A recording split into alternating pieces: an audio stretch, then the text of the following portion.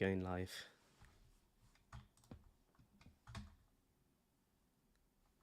Hello and welcome to the Bearded Mystic podcast. And today I'm joined by some great esteemed guests that will be teaching us about Sanatana Dharma. So today is a new roundtable discussion, which is titled Sanatana Dharma, Learning from Different Traditions. So I have here today Shivaji, Premanand, Nimāi, Lyam, Edwin, and obviously myself, Rahul. And I'm going to ask each of the participants to briefly, just in one or two sentences, give their tradition they follow, or their lineage, and just for 1-2 minutes, then we'll get into the questions. So if Shiva, if you can please speak. Yes, hello everyone. My name is Shiva Kailash Shambho. I'm 28 years old. The tradition that I originally follow is the Theravada Buddhist tradition, the way of the elders.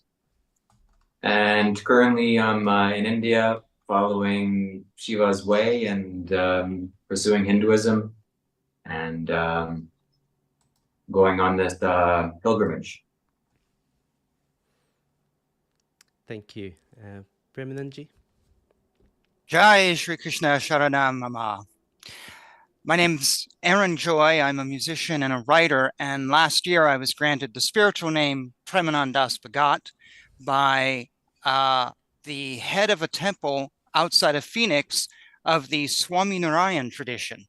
So I align myself with Swaminarayan and through him, through Ramanuja Acharya. So. Thank you. Nimāi. Hare Krishna. So I belong to the Brahma Madhva Gaudiya Sampradaya, who is one of the branch of Vaishnavism, who's been broadcasted in the West by His Divine Grace A.C. Bhaktivedanta Swami Prabhupada in the early 60s. So our branch is called the ISKM, International Shri Krishna Mandir, which is we can say a branch of ISKCON, the International Society for Krishna Consciousness. So this is where we are serving Lord Krishna in Bhakti Yoga. Thank you. Lyam. Hello, I am a 22-year-old Canadian man, and after studying mathematics in university, I kind of had a spiritual awakening, which led me to various different branches of Buddhism and Hinduism and the Sanatana Dharma in general. And I have a hard time labeling myself with any tradition. I don't have a guru that I follow, but I would very much be honored to have one day. But I feel pulled between Shaktiism, Shaivism, and as well as Vaishnavism especially. And my Ishta Devata is Radha Krishna.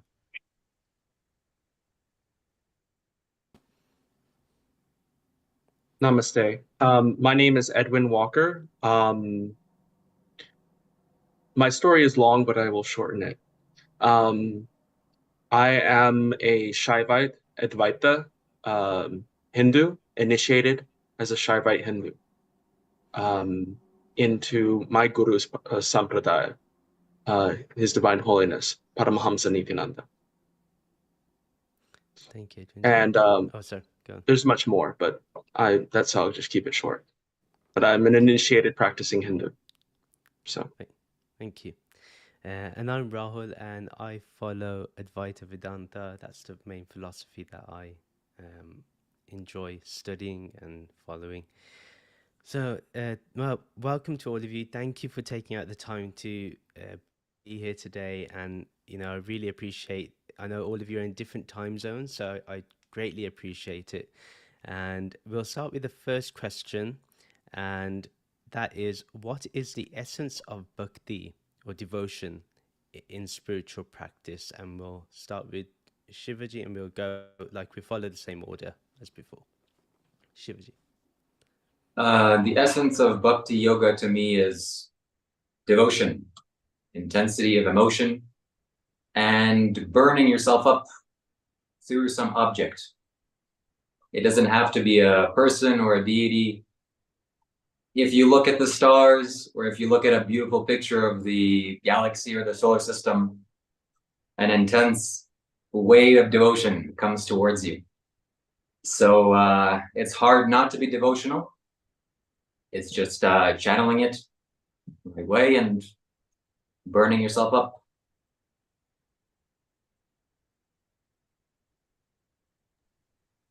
Thank So you, do you- Premanand. Yeah. I'm going to tell a story.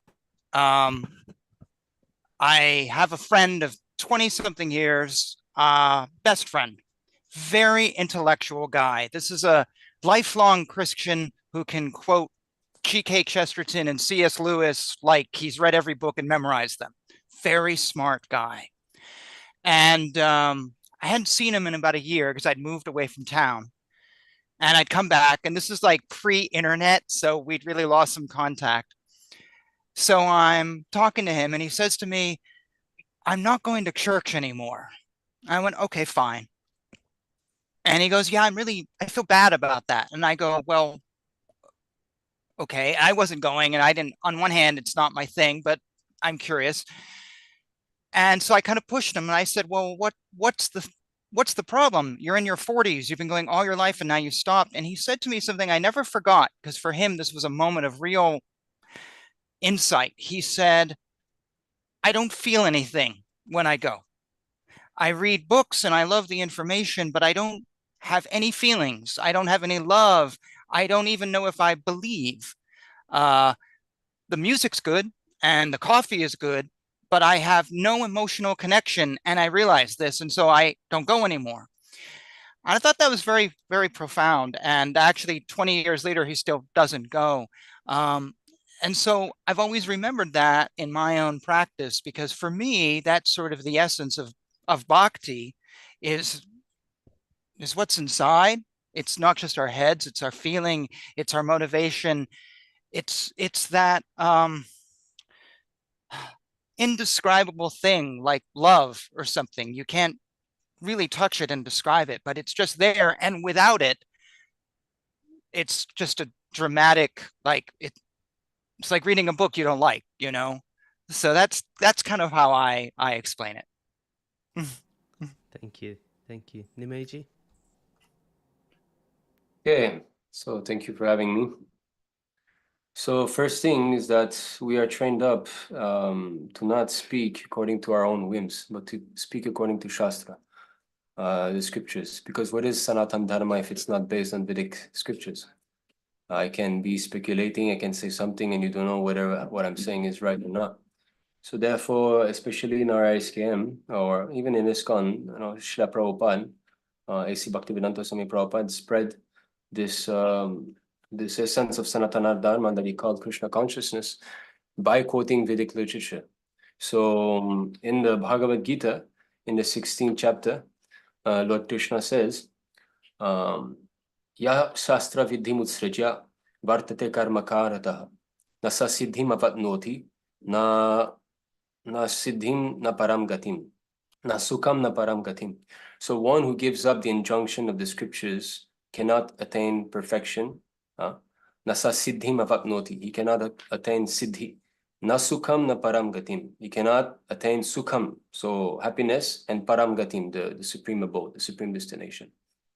So here's a verse that was that is from the Narada Pancharatra that describes bhakti. So here it is. I'll be sharing. Sarvopadi vinirmuktam tatparadvena nirmalam rishikesha sevanam bhakti ruchyate. So bhakti, devotional service, bhakti or devotional service means engaging all our senses in the service of the Lord. So it is a personal thing. There's no question of love without two person. I cannot love my chair, I love a piece of wood. Love is something that there is the beloved, there's the lover, and there is the exchange of love. So bhakti encompasses all of this. Now, the Supreme Personality of Godhead, the master of all the senses. So the master of all senses, this is the word here, Rishikesha. So the one who, Rishikesha here, the master of all senses. When the spirit soul renders service unto the Supreme, there are two sides effect. One is freed from all material designations, and one's senses are purified simply by being employed in the service of the Lord. So if you see here in the original Sanskrit, sarva upadi. Sarva upadi means an identification. I'm white, I'm black, I'm woman, I'm man, I'm Hindu, I'm Christian, I'm Muslim. So vinirmuktam, all of this will disappear. Then tatparadvera nirmalam. So there will be also, the only sole purpose will be to serve. There will be not exchange. It's not that I serve you.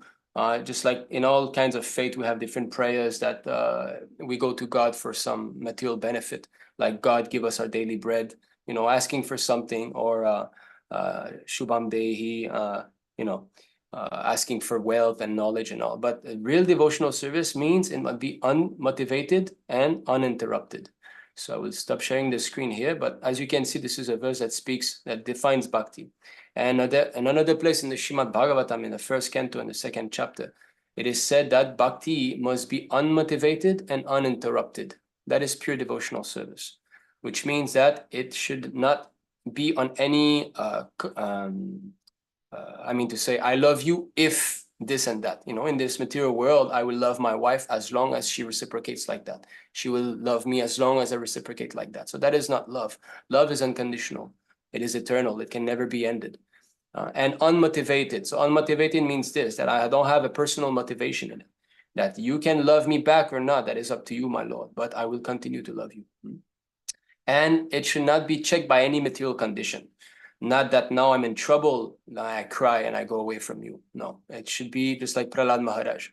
Prahlad Maharaj was put into all difficulties by his father, Hiranyakashipu. Yet, despite all of this, he never blamed. He never said that, now I don't love you, my Lord, you know, because I'm being put in so many difficulties. No, still you are my Lord. Even if you kill me, you are my Lord. Same things with the Pandavas. Krishna was right next to them. They never blamed him, you know, for being put into the forest and so on. Still, they continued accepting him as their lovable object. So that's it. So bhakti means the devotee and the Lord and the relationship with them. And to understand the science of bhakti, the Bhagavad Purana is there, Amalam Puranam, spotless Purana. It's only about Krishna or the Lord, his devotees, and the devotional activities. So if one wants to understand, he should study the Srimad Bhagavatam. So that's my short answer. Not my answer, that is from Shastra. Thank you. Lyamji? I love what Nimāi Prabhu says. I think it is so important to cite from scripture. And I think I forgot to mention in my introduction that I am just honored to be here, by the way. I feel surrounded by such esteemed guests, and I am but nobody. I believe in the second chapter of Bhagavad Gita, Krishna says in the 46th verse that to one who has experienced liberation, even the Vedas have so much use as a small reservoir of water when there is a flood around. And to me, this flood around is the essence of bhakti itself, that there is this prem ras, this loving divine essence that fills everything. It's a very practical thing to have love for the source, because that source is what has become manifest as this Maya, as well as the jivas and the Yoga Maya, which separates it all. To me, having bhakti, having loving devotion, that is like watering the roots of a tree, rather than watering each leaf one by one, because you don't need to water each leaf when there is an intelligent system that distributes the water to each twig, to each leaf. Likewise, there is an intelligent system that distributes love to everywhere it needs to go just by giving that love to the source of all things, which in Bhagavad Gita is called Krishna. In other traditions, it is called different things. But that Brahman from which all this material existence has unveiled itself from, there is this essence of devotion which imbues one's life with a sense of duty, of importance, that we're here not just because we need something from the world, but because we need to give the world our love. And the divine has orchestrated this appearance of material objects as a test to see if we give that love to something temporary or something permanent that pervades it all. And it's something very difficult to describe for me because for most of my life I was a Nastika. I was an atheist. And then suddenly I started falling in love with the source of all things. And it imbued my life with such a sense of peace because in my darkest moments, when I was experiencing such unrelenting anxiety, the only thing which brought me from that pit of despair was taking the love that's already inside me and then spreading it outward, sharing it, giving without a sense of receiving anything in return. Because if we work from this assumption that we are a source of love, then this means that we do not need anything in return from anywhere else. It very much implies that everything that we need is inside us. It just needs to become expressed in this lila, this divine play. Thank you. Edwin G?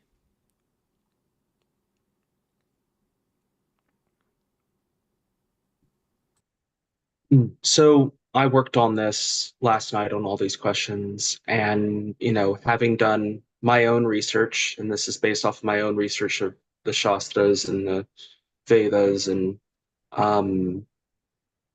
trying to distill it down, I came to what the essence of bhakti and spiritual practice is that it facilitates the entanglement process where you take on the energy of the state that you're working with, whether it's the deva, the murti, or the guru, and you're mirroring that higher state. It facilitates the spiritual processes and transformations and increases receptivity of the individual with bhakti. And it gives you perseverance and a drive of fulfillment. That's what I came and distilled when explaining what the essence of bhakti is. Thank you, Edwin.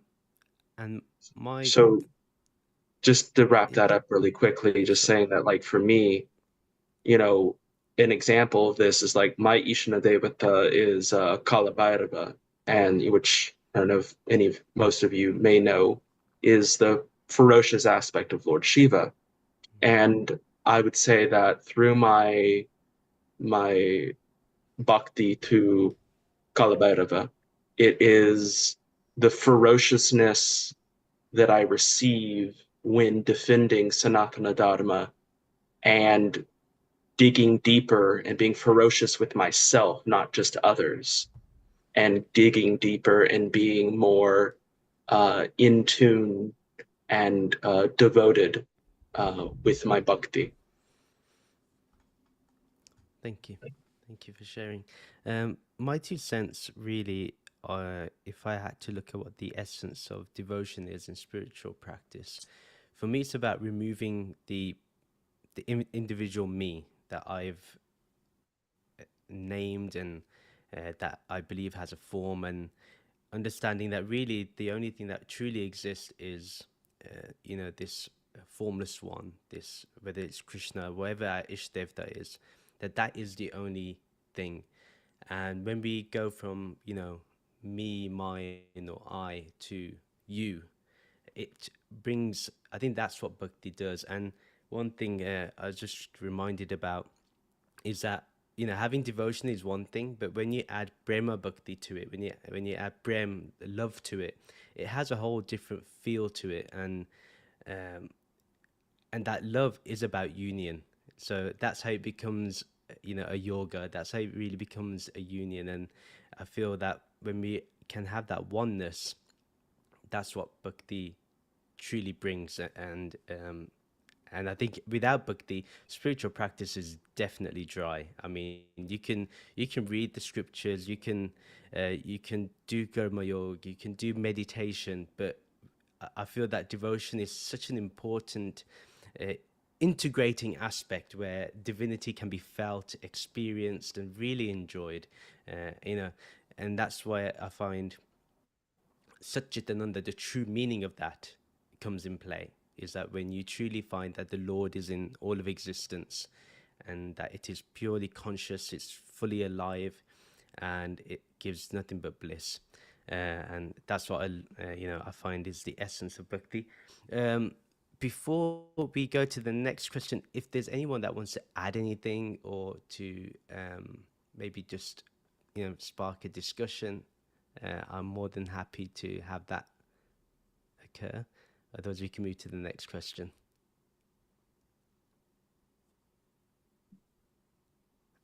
Yeah, I think we can move to the next question. That's good.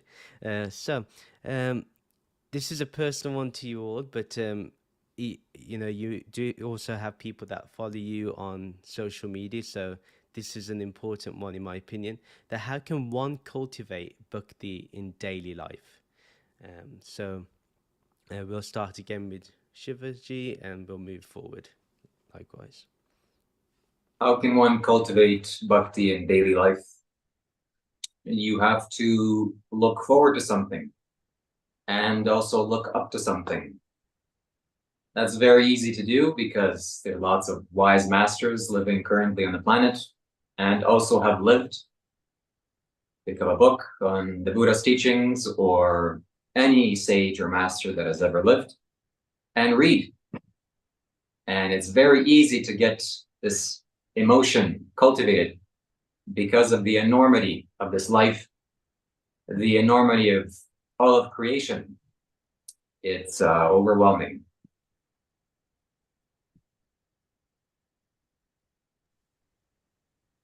So for me, that is such a simple question on the surface, but I found myself like dreaming about it. It was just like, whoa, this person says this and this person says that.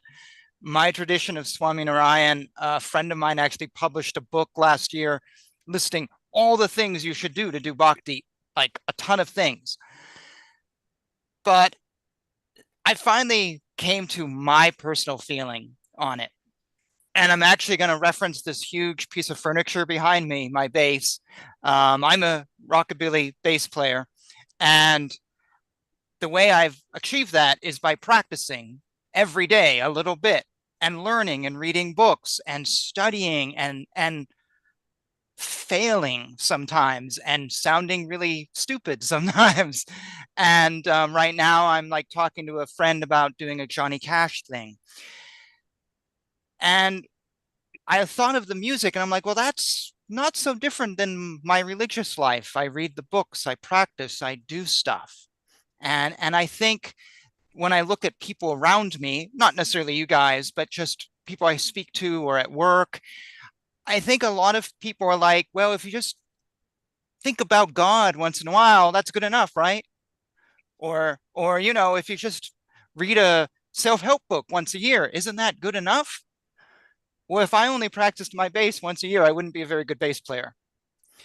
So you have to do things regularly. You have to work at it, like learning how to read when we're in school. You don't just read one book and come out the top student.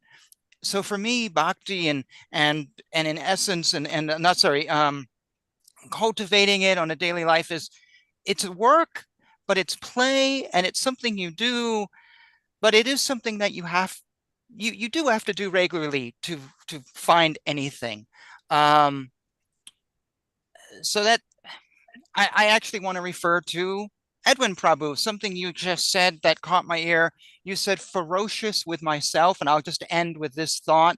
I really like that, Edwin. I thought that was really cool, and I wrote it down because I think that's part of the work you have to do. You have to be ferocious with yourself. You have to be honest. You have to be self-aware, because if you're not going to get anywhere. When I play my bass, I have to go, yeah, I'm not in tune right now, or I've got the wrong, I got to work on this. I have to be ferocious and I have to learn and I have to work. And for me, that's kind of how we get there. And that is how we cultivate it on a daily basis. So there you go.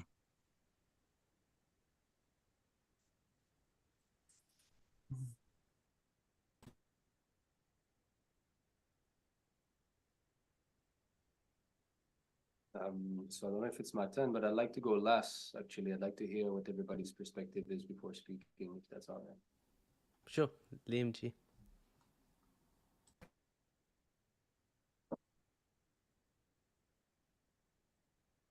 You're on mute, brother. Thank you. I am reminded of the Kali Sanatana Upanishad, which of course every Hare Krishna will know, describes that the one way to cross the ocean of Maya in this age of Kali is to chant the 16 names of Narayan. And I think to almost anybody who is not familiar with this kind of philosophy before will wonder what exactly it means to achieve the ultimate liberation simply by chanting some name of some ancient deity of some strange mythology, but it's so much more than that. Because what it means to chant the holy name, well, of course, to us, we use names as labels to identify each other.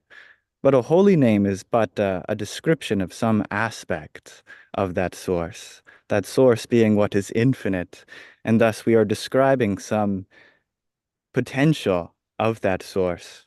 We are embracing the glory of that possibility.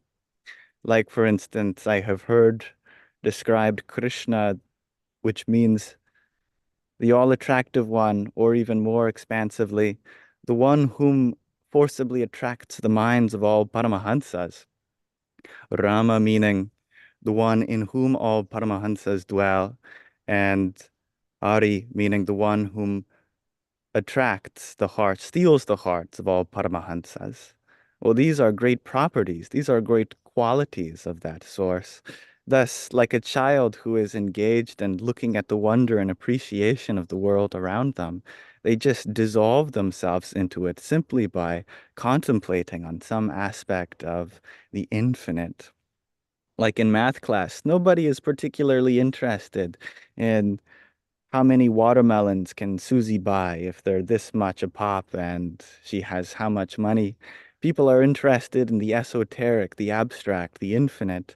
They're interested in how pi, being irrational, has infinite digits that never repeat, that you could possibly, if it's a normal number, so-called, you could find your birth date, your death date, your phone number, any possible combination of digits could be there in theory, and people get lost in this idea of infinity, of something which is beyond anything that the finite can describe or fathom. Thus, there is a practicality in simply letting go of what we can know with our limited material intellects and bring our hearts to something which is beyond our comprehension. This is what it takes to be a happy child and what it takes to be a happy adult too, if we just dissolve ourselves in that wonder. And I think wonder describes the ultimate well. Thank you. Edwin G.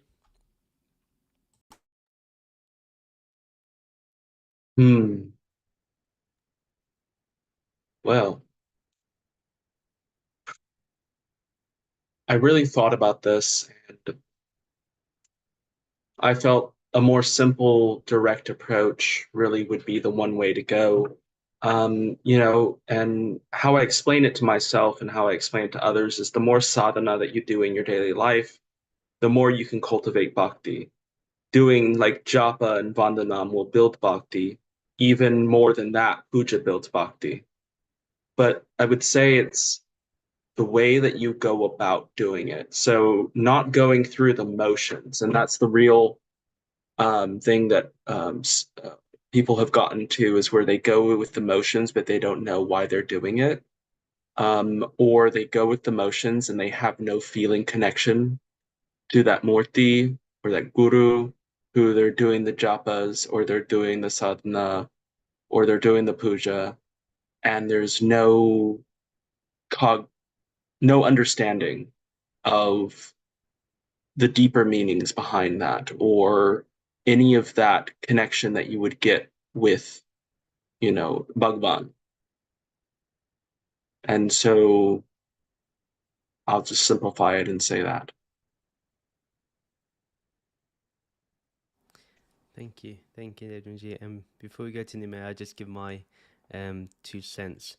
For me, the way I cultivate bhakti in my daily life is, one is to have satsang, so to be in the holy company of not just one's guru or the deity or the Ishtevta, but also with the scriptures. So there's a daily practice of reading, and then obviously with the formless one that I worship. So having that satsang is very important, and just meeting like-minded people. Like today, I think is a satsang. We're discussing spirituality, and we're learning from each other.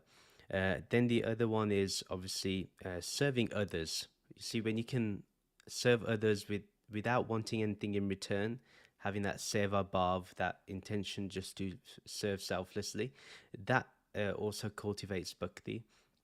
And the one that's probably the most important one for me is having that remembrance of the Lord, and having that intimacy of remembrance, and constantly, as much as possible, with every breath, just remembering, what is truly here and now, what is truly accessible, and that is this formless one. So that's my answer. Nimāi, over to you. Yes, thank you. All right. So in the previous question, so the essence of bhakti, there's Lyam who quoted the Kali Santarana actually so he quoted the Kali Santarana Upanishad now, and previously he gave the example of the root of the tree. That is very nice. This verse actually is there in the Bhagavad Purana. So it is in Srimad Bhagavatam, Canto 4, Chapter 31, Text 14. So I'd just like to share here. So as we can see, you can see the Sanskrit here. So as pouring water on the root of a tree energizes the trunk, branches, twigs, and everything else, and as supplying food to the stomach enlivens the senses and limbs of the body, simply worshipping the Supreme Personality of Godhead. Now, this translation here, Supreme Personality of Godhead, this is the word Bhagavan in Sanskrit. It is translated as such. Through devotional service, automatically satisfies the demigods who are parts of that Supreme Personality. So, Lyam mentioned the root, but so that should be the quest, if we want to know what's going on in our life, we should know what is the root. Actually, every great man of science or philosophers is trying to find the root cause of this cosmic manifestation, whether they be atheistic or believers. They're trying to find out what is the cause. And this is how Vedanta Sutra starts. Atato Brahma Jinyasa. Now is the time to inquire about Brahman, the absolute. So what is the nature of that absolute? Is it a person? Is he impersonal? So we have got all different understanding of this. And why is this sort of confusion there, that the impersonal one or the personal one? So that is because actually the absolute truth can be understood into three features. So in the Srimad Bhagavatam 1-11, it is said, Vedanti tatvad vidas tadvam yad jnanam advayam brahmeti paramatmeti bhagavaniti shabdyate. So Brahman, Paramatma, and Bhagavan, these are the three features of the absolute truth. So, as you can see here, Brahmeti, Paramatmeti, Bhagavaneti, Shabdyate. So, learned transcendentalists who know the absolute truth call this non-dual substance Brahman, Paramatma, or Bhagavan. So, Brahman is the all-pervasive transcendence. He's the Supreme Lord who is situated everywhere. So he's not localized, he's all extensive. And Paramatma, he's localized, he's within the heart of every single living entity. Sarvascha aham hridisani vishnu matasmiti jnanam apohanam cha. 15:15 Bhagavad Gita. So the Lord says, I am situated in everyone's heart. Also 1861 in Bhagavad Gita, he says, I am in everyone's heart, and I'm controlling the wandering of all living entities. So that is the localized aspect of the Lord. Where does knowledge come from? We're thinking about something and then we get some inspiration. So the Lord is within our heart and he's giving this knowledge. And Bhagavan is the most intimate understanding of the absolute truth, because then we come to a person, we come to a personality who has got feelings, who has got emotions, who has got qualities. Just like Lyam said, that Krishna means the all-attractive, like that. So he is known by his quality. So, of course, I'm not directly speaking about how to cultivate bhakti. I'll get to that. Just the point here that I'm making is that there's different understanding of this absolute truth, but what is the which one is the root? Is the impersonal the root of the personal, or the personal the root of the? And that is actually answered in the Bhagavad Gita 7:22. The Lord says, "Avyaktam vyaktim apannam, manyate mam abudhayaha." So those who think that from the avyaktam the vyaktim came, manyate mam abudhayaha, you are less intelligent. This is not my words. So. Nimāi, I can hardly hear you. I don't know if the mic is switched off or Zoom's took it off by any chance. Hear me now? And no, it's still quite low.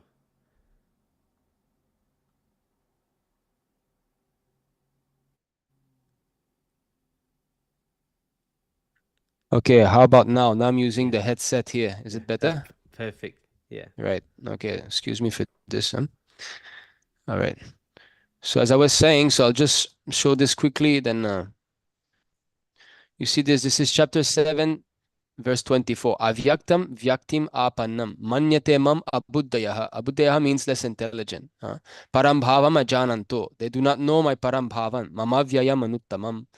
So unintelligent men who do not know me perfectly think that I, the Supreme Personality of Godhead, Krishna, was impersonal before and have now assumed this personality. Due to their small knowledge, they do not know my higher nature, which is imperishable and supreme. So basically, he is saying that we should not think that Krishna comes and assumes a form here only. His form is eternal. It is not that the impersonal is high and the personal is temporary only. And that is also, he says also in the fourth chapter, text 9, Janma karma chami divyam. Just like all of us here, we were forced to be born, is it not? I did not choose this body. I did not choose to be born as a white Canadian or as a male. But him he says, Janma karma chame divyam. You see? Evam yoveti tadvataha. So his janma and his karma are divyam, they're transcendental.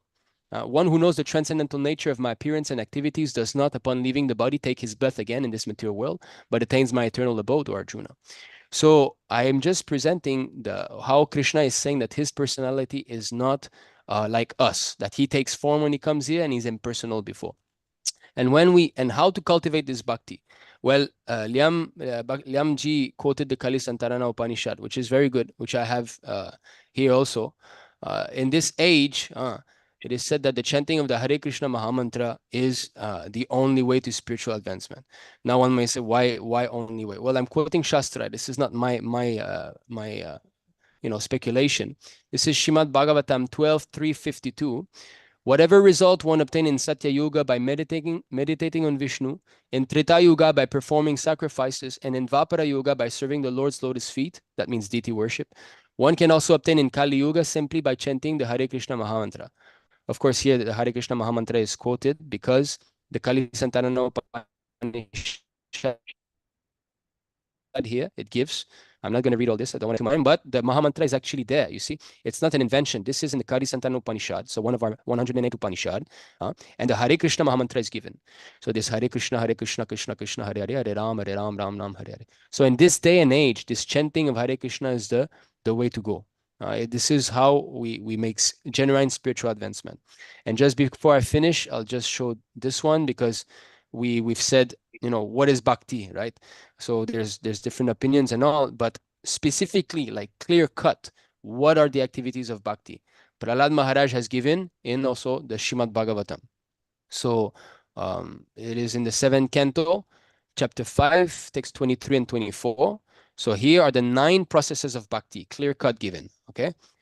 So as you can see, the Sanskrit, Shri Prahlad Uvacha, Shravanam Kirtanam Vishnu Smaranam Pada Sevayam Archanam Vannanam Dasyam Sakyam Atma Nivedanam. So these are the processes. So hearing and chanting, these are 2 things. So when you hear, you listen to someone speak Bhagavad Gita, or you chant the shlokas of Bhagavad Gita, or you chant the Hare Krishna Mahamantra, that is bhakti. About the transcendental holy name, form, qualities, paraphernalia of Vishnu. It says Shravanam Kirtanam Vishnu. So if we chant about Vishnu or any of his incarnations, about his name or form, we are performing bhakti. That is bhakti. Then that is 2 already. So 3, remembering them. So if you think about the Lord, his activities, or how Krishna was crawling in the courtyard of Nanda Maharaj, or how Narasimhadev killed, like that. That is bhakti also. Serving the lotus feet of the Lord, that means archana vidhi, the deity worship. Offering the Lord respectful worship with 16 types of paraphernalia, offering prayers to the Lord. So when you offer some prayers, becoming his servant, considering the Lord's one's best friend, and surrendering everything unto him. So these are more advanced, but the most essential is Shravanam Kirtanam. So hearing and chanting about the Lord. And you've mentioned, Rahulji, that the satsanga is important. And yes, because without satsanga, this doesn't occur very nicely. How to hear and how to chant properly when you're not with others. Just like now we're listening, we're speaking. So hearing and chanting Shravanam Kirtanam is going on. So that's it. So this is Bhakti Yoga, the 9 different processes. But in this age, Kali Sanatana Upanishad stress the chanting of the Hare Krishna Mahamantra. So that would be my time. Thank you very much. Thank you. Does anyone want to add anything? Yeah, please, Premanandji. If I may, I wanted to respond to something that Edwin Prabhu said. Yeah, I'm picking on you again. Sorry. Because this is something that's like a pet peeve on my channel a little bit. You said talking about rituals and things or whatever, that some people don't know what they are doing. And I thought that was so interesting because I know in my own personal life and doing things and whatever, excuse me 1 second here, it's getting dark here. I used to do things and learn things. And I'm like, well, why am I holding a candle? What is the meaning of this? And eventually I just didn't care because it had no, it was this thing is why am I holding this notepad? It meant nothing to me. And eventually I just stopped doing them. And I see a lot of people around me who sort of like virtue signal, or they just do things. And I'm always encouraging folks to learn. And we're all very well educated here, but you know, that we may sometimes take for granted. And I encourage people to read the scriptures, even if you don't believe everything or you think they're whatever, read them anyways to find out why. And I just, when you said that, Edwin Prabhu, I just was like, oh, that is so great. I remember, well, I'm currently reading all 108 Upanishads. And when I started this project, I'd only read, 20 or so. And then I began reading them, and suddenly there's a Upanishad going, this is why we wear tilak, or this is the meaning of when we wave incense, or AUM is this, this, and this, and it corresponds to this of the body or that of Sri Krishna. And it blew me away. I'm like, wow, I never thought that there was a meaning in waving incense. It was just something you're doing. And It's I a think, scientific process. yeah, and that just, it was like, wow. And I think a lot of people, they do things and they don't think. So I just wanted to bring attention to what you just said. I thought that was really cool. And I think that is a really important thing that is easily passed over. So that's all. My thoughts. Back to Thank you. you. May I address that? Yeah, go ahead, sir. Go ahead. I would say that it goes much deeper than that, but very much so that this is something that I've witnessed myself, and it's something that I'll ask questions and they're like, because I was told to, and I'm like, no, you didn't read. What, you don't understand the methodology, the technique, why it's done that way. You haven't actually done the research. You're just doing it because someone told you to do it. No, please read. Like, don't just do it because you've been told to do it. Do it because you know why you're doing it. And through the knowledge, the jnana of knowing why you're doing it, that itself cultivates bhakti, and that digs even deeper into the process. Yeah, I really like that. Gyan is necessary, I think, for bhakti to be fully utilized and understood for sure with the correct intention. Thank you. So we'll move to the next question, which is liberation or moksha possible in this day and age? It's a very interesting question, and we'll start with Shiva Ji. Yes, absolutely. I believe it is. I know it is. From my own attainment and liberation, realization. I've been watching your previous shows, the last two, and I want to make a distinction here for everyone listening and watching, that enlightenment, there's a distinction between enlightenment and realization. Realization is what we're all heading towards. It's one singular thing. Once you realize, it's fixed. Can't go back. Enlightenment is a ongoing thing. You have to build light inside of yourself, and the more brightly you shine, it's a variable thing. Just the technicalities of these spiritual things. And I'm fortunate to say this, and I'm very blessed to have met and also seen Sadhguru in person, 2019. When I say meet, I didn't meet him, I didn't say hi, but I met him very deeply. And I could see that he was enlightened, for sure. I didn't know what enlightenment looked like. I didn't know what it really was. I didn't realize anything at that time. But seeing that man walk on stage, the amount of light that he carried in his body, and how purified he was, his essence was shining through. The light of God was within him. I could tell that this man doesn't have anything inside of him. He's totally eradicated. Whatever he has, whatever other people have, what you call as an ego, is absolutely gone. What remains is just the light that's shining from the universe or in the universe. So yes, enlightenment and liberation is absolutely possible in this day and age, and there's no reason why you shouldn't go after it. You must. It's the most important thing, the wisest thing you can do out there for yourselves. So please do that. Thank you, Shivaji. And just to make sure we understand, it's Sadhguru Jaggi Vasudevji, right? That you're... Yes, Sadhguru Jaggi Vasudevji. Right. Okay. Thank you. Premanand. So I actually have a really simple answer for this. I'm going to reverse your question and go, why isn't it possible? Why not? Why? I think it's innate. It's like being smart. It's an innate thing. But what we tend to do is we build walls that keep us stupid or keep us unenlightened. But I think it's a very normal thing that could, if we believe in enlightenment, of course. I mean, maybe a Jewish person doesn't or whatever. So I think there's a little footnote that could be talked about here, but we'll leave that alone. But I think it's like, why not? And the only reason maybe someone might say, well, maybe one reason someone might say you can't be is because, oh, in 2024, the world is so bad and so many people are angry and there's this group and that group. I'm a historian, and I know when I look at, let's say, 1800s Gujarat, India, life was really bad there too. Or you look at France at the time, life was really bad. Or you go back 1,000 years ago, life has always been bad. There's always been good and bad forces. So anyone who uses that as an excuse, like right now it's worse than ever, is it really? Is it really worse than ever? So that's just an excuse. So if you get rid of your excuses, I then ask, well, why can't you? Why can't you be? I think you can. So that's kind of all I got to say on this one. I'm keeping it short.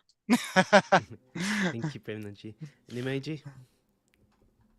Yes, so it never, as we know, we're on the Kali Yuga, but Kali Yuga simply means that the Rajaguna and Tamaguna are more prominent. That's all. In the beginning of the Bhagavatam, in the first canto, the first few verses, it is said that in this age of Kali, people are very much short-lived. We are unfortunate, we are bewildered. We're always harassed by so many difficulties. But this is all the effect of the external energy of the Lord. But the Lord says that if we surrender to Him, then He can lift up this veil. Because, we are not the one in control.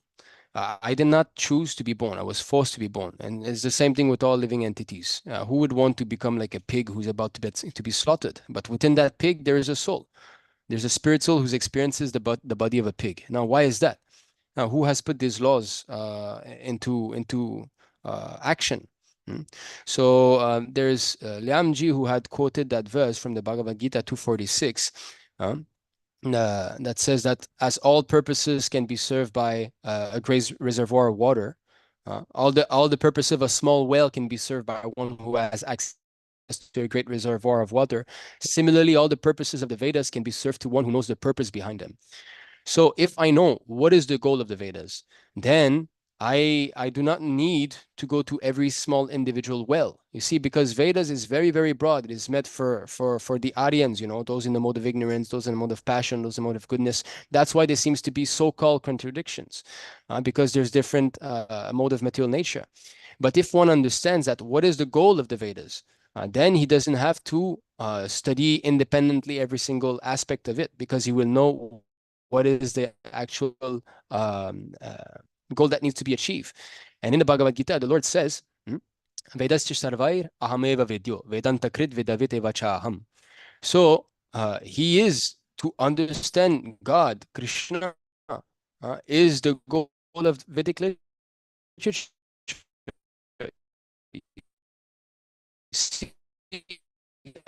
I'm seated in everyone's heart, and from me come Rasadev, and I'm the knower of the Vedas. So by all the Vedas, I'm to be known. So the whole idea, Vedasya sarvai ahameva vedyo. So to understand him, that is the actual goal here. And now, can we become liberated? Yes, but not with our own whims. If I want to speculate, I'm not going to be liberated, because maya dyakshena prakritehi suyat charam hetunanena konteya jagad viparivartate. So Maya means by me. Krishna is speaking. He's saying Maya Adhyakshena. Adhyakshena means superintendence. So by my superintendent, it's not us who's doing all of this. Are we the one, calculating when the sun is going to set and when he's going to rise? This entire cosmic manifestation is moving not because of our walking or talking. So the Lord is saying this material nature, which is one of my energies, is working under my direction, O son of Kunti, producing all moving and non-moving beings. Under its rule, this manifestation is created and annihilated again and again. So the Lord is above nature, but we are under. So what do we need to do? If you know the government, if you know like the president, and you're in jail, and the president comes to jail and say, all right, you get out, then you get out. Nobody can check you. But if you don't know the president and you try to fight with the warden of jail or whatever, you're not going to become liberated. It's not, you have to get the help of the Supreme Lord. Without his help, how we can do it? Not on our own terms, And therefore, he says also, Bhagavad Gita 7:14, he says, Daivi hiesha gunamai mama maya. Again, he says mama maya. It's his energy. So, sorry, here it is. Daivi hiesha gunamai mama maya duratyaya. What does duratyaya means? Duratyaya means very difficult to overcome. But then, mameva ye prapadyante. Prapadyante means surrender. Maya metam tarantite, they can overcome. So this divine energy of mind consisting of the three modes of material nature is difficult to overcome. But those who have surrendered unto me can easily cross beyond it. So unless we surrender, we can stay here and speculate. We can say our own I think like that, I think like this. But practically speaking, if I'm genuinely trying to make spiritual advancement, I'm not trying just to put on a show so that my friends think I'm cool or what. If I just want to really, generally, I have to feel reliefs from these things. Rajaguna and Tamaguna have to be lifted off. That is the sign that I'm making spiritual advancement. Rajaguna means what? Lust. Tamaguna means greed. So if I'm capable of being patient, even coffee, tea, cigarettes, wasting semen without the intention of procreating and having God-given children, meat eating, intoxication, gambling, and illicit sex. These are the four pillars of sinful life, because Kali, the age of Kali, When Maharaj Parikshit saw Kali personified, he gave him this residence in these 4 places. So the age of Kali is acting through these 4 things. And you can see the whole world is in a mess because of that. Slaughterhouses. Why America is going down the drain now, and Europe and the whole world is having so many wars, because we're killing animals like anything, left, right, center. We're slaughtering them. It's very different how it was done in Vedic times and how it's done now. How before there used to be sacrifices, okay, Kshatriyas could go hunt and so on. But now we're suffering in this world because animal killing is going on full swing, especially the cow, isn't it?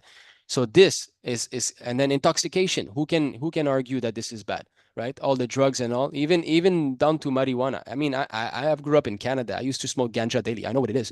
But you don't need that. If you need that to realize God, then that is stronger than God. But no, you don't need that to make spiritual advancement. And then intoxication and illicit sex. If you can be freed from these 4 things, that means you are coming to the platform of Sattva-guna, which is the bridge where you can cross to the transcendental, Brahma-bhuta platform. So to keep it short, try to keep it short. This is it. So yes, it's possible, but not on our own strength, on the strength of the Lord, and that means following His guidance, His instructions. Thank you. Thank you. Lyam ji? The last time we were on here, I think I made this point that don't worry so much about enlightenment. Strive for something even higher than that, and that's bhakti. Speaking from the Swaminarayan tradition, I think in the Vachanamrut, Bhagwan Swaminarayan says that we should not be asking God for anything. We should assume that He has already given it to us, His attainment. That the mark of an ekantik bhakta, a true and absolute devotee, should be that of one who feels, I have already attained God, because God is that which exists, and nothing else exists except for that source. So what more do you have to attain when you are already present here? Of course, we can work on our own vices and ignorance, continuously refine it, but that doesn't mean that at any moment we are ever separate from the divine. That a devotee does not even desire an attainment in a divine abode like Golok, Vaikunt, Shvetdweep, or whatever. They feel like if God is with me here, then God brings His abode here.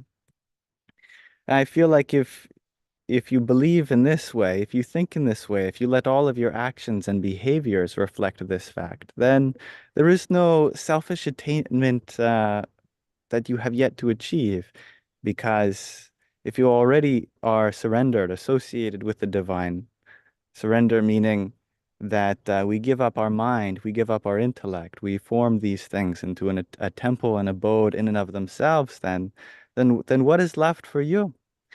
I think Srila Prabhupada also says, amplifies this point, that the holy names, they're not separate from God.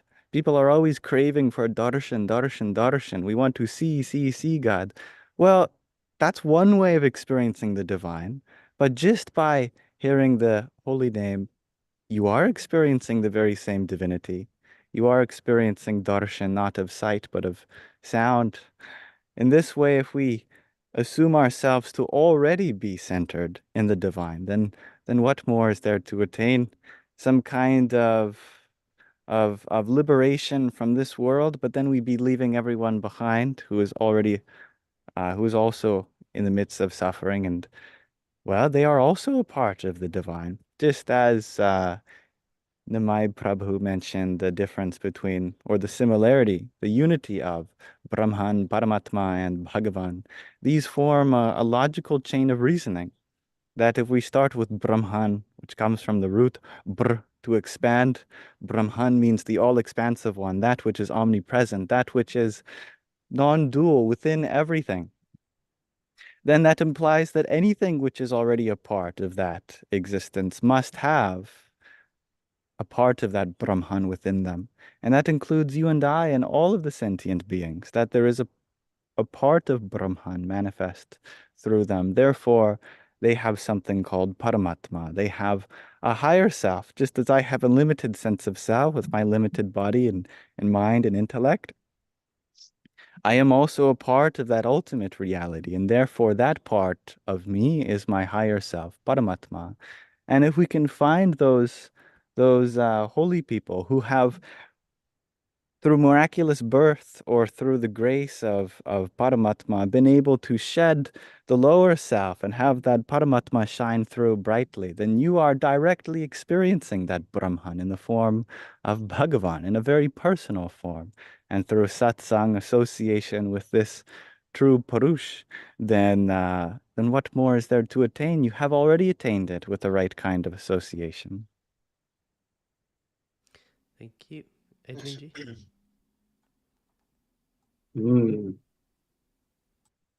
So for me, I would say yes, absolutely. There are many more obstacles than there had been 1,000 years ago, in just new ways, inventive ways that we as a human race have developed to distract us in our daily lives, to give us more reasons to follow the Maya, right? To be attached rather than detached. But this does catapult many people to being more devoted and intense in their practice. And when it comes to, reaching liberation and moksha, I would say that those who, in my experience, it seems that it's spreading worldwide, in the sense of how those who are trying to reach those higher states of consciousness and who didn't grow up in the ecosystem of Sanatana Dharma, and are very much propelled, even though they're surrounded by the distractions of the Western world, are very much focused and have a higher level of intensity at times. I'm not saying all of them, but there has been a notable surge of people who strive, of Hindus who were not born Hindu but became Hindu, right? And chose Sanatana Dharma, that they have this fire lit within them that is pushing them towards that. And yes, it is happening in India, but I see that there is much more of a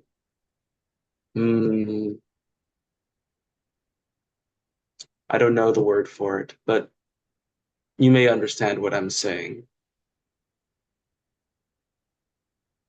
I'll leave it at that. Thank you, Edwin G. Yeah, I mean, I think definitely liberation and moksha is absolutely possible in today's day and age, without a shadow of a doubt.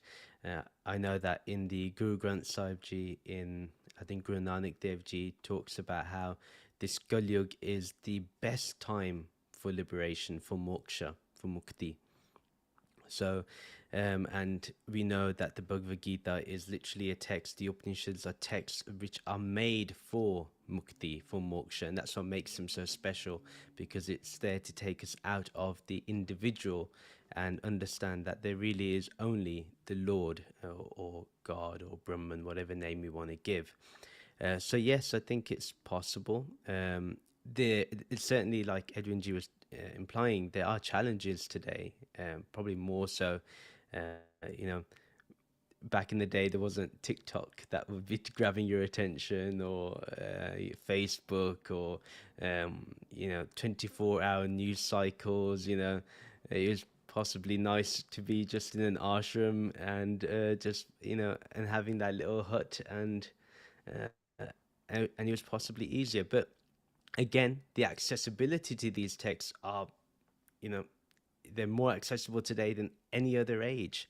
And where before it was only with the Brahmins, today it's with everyone.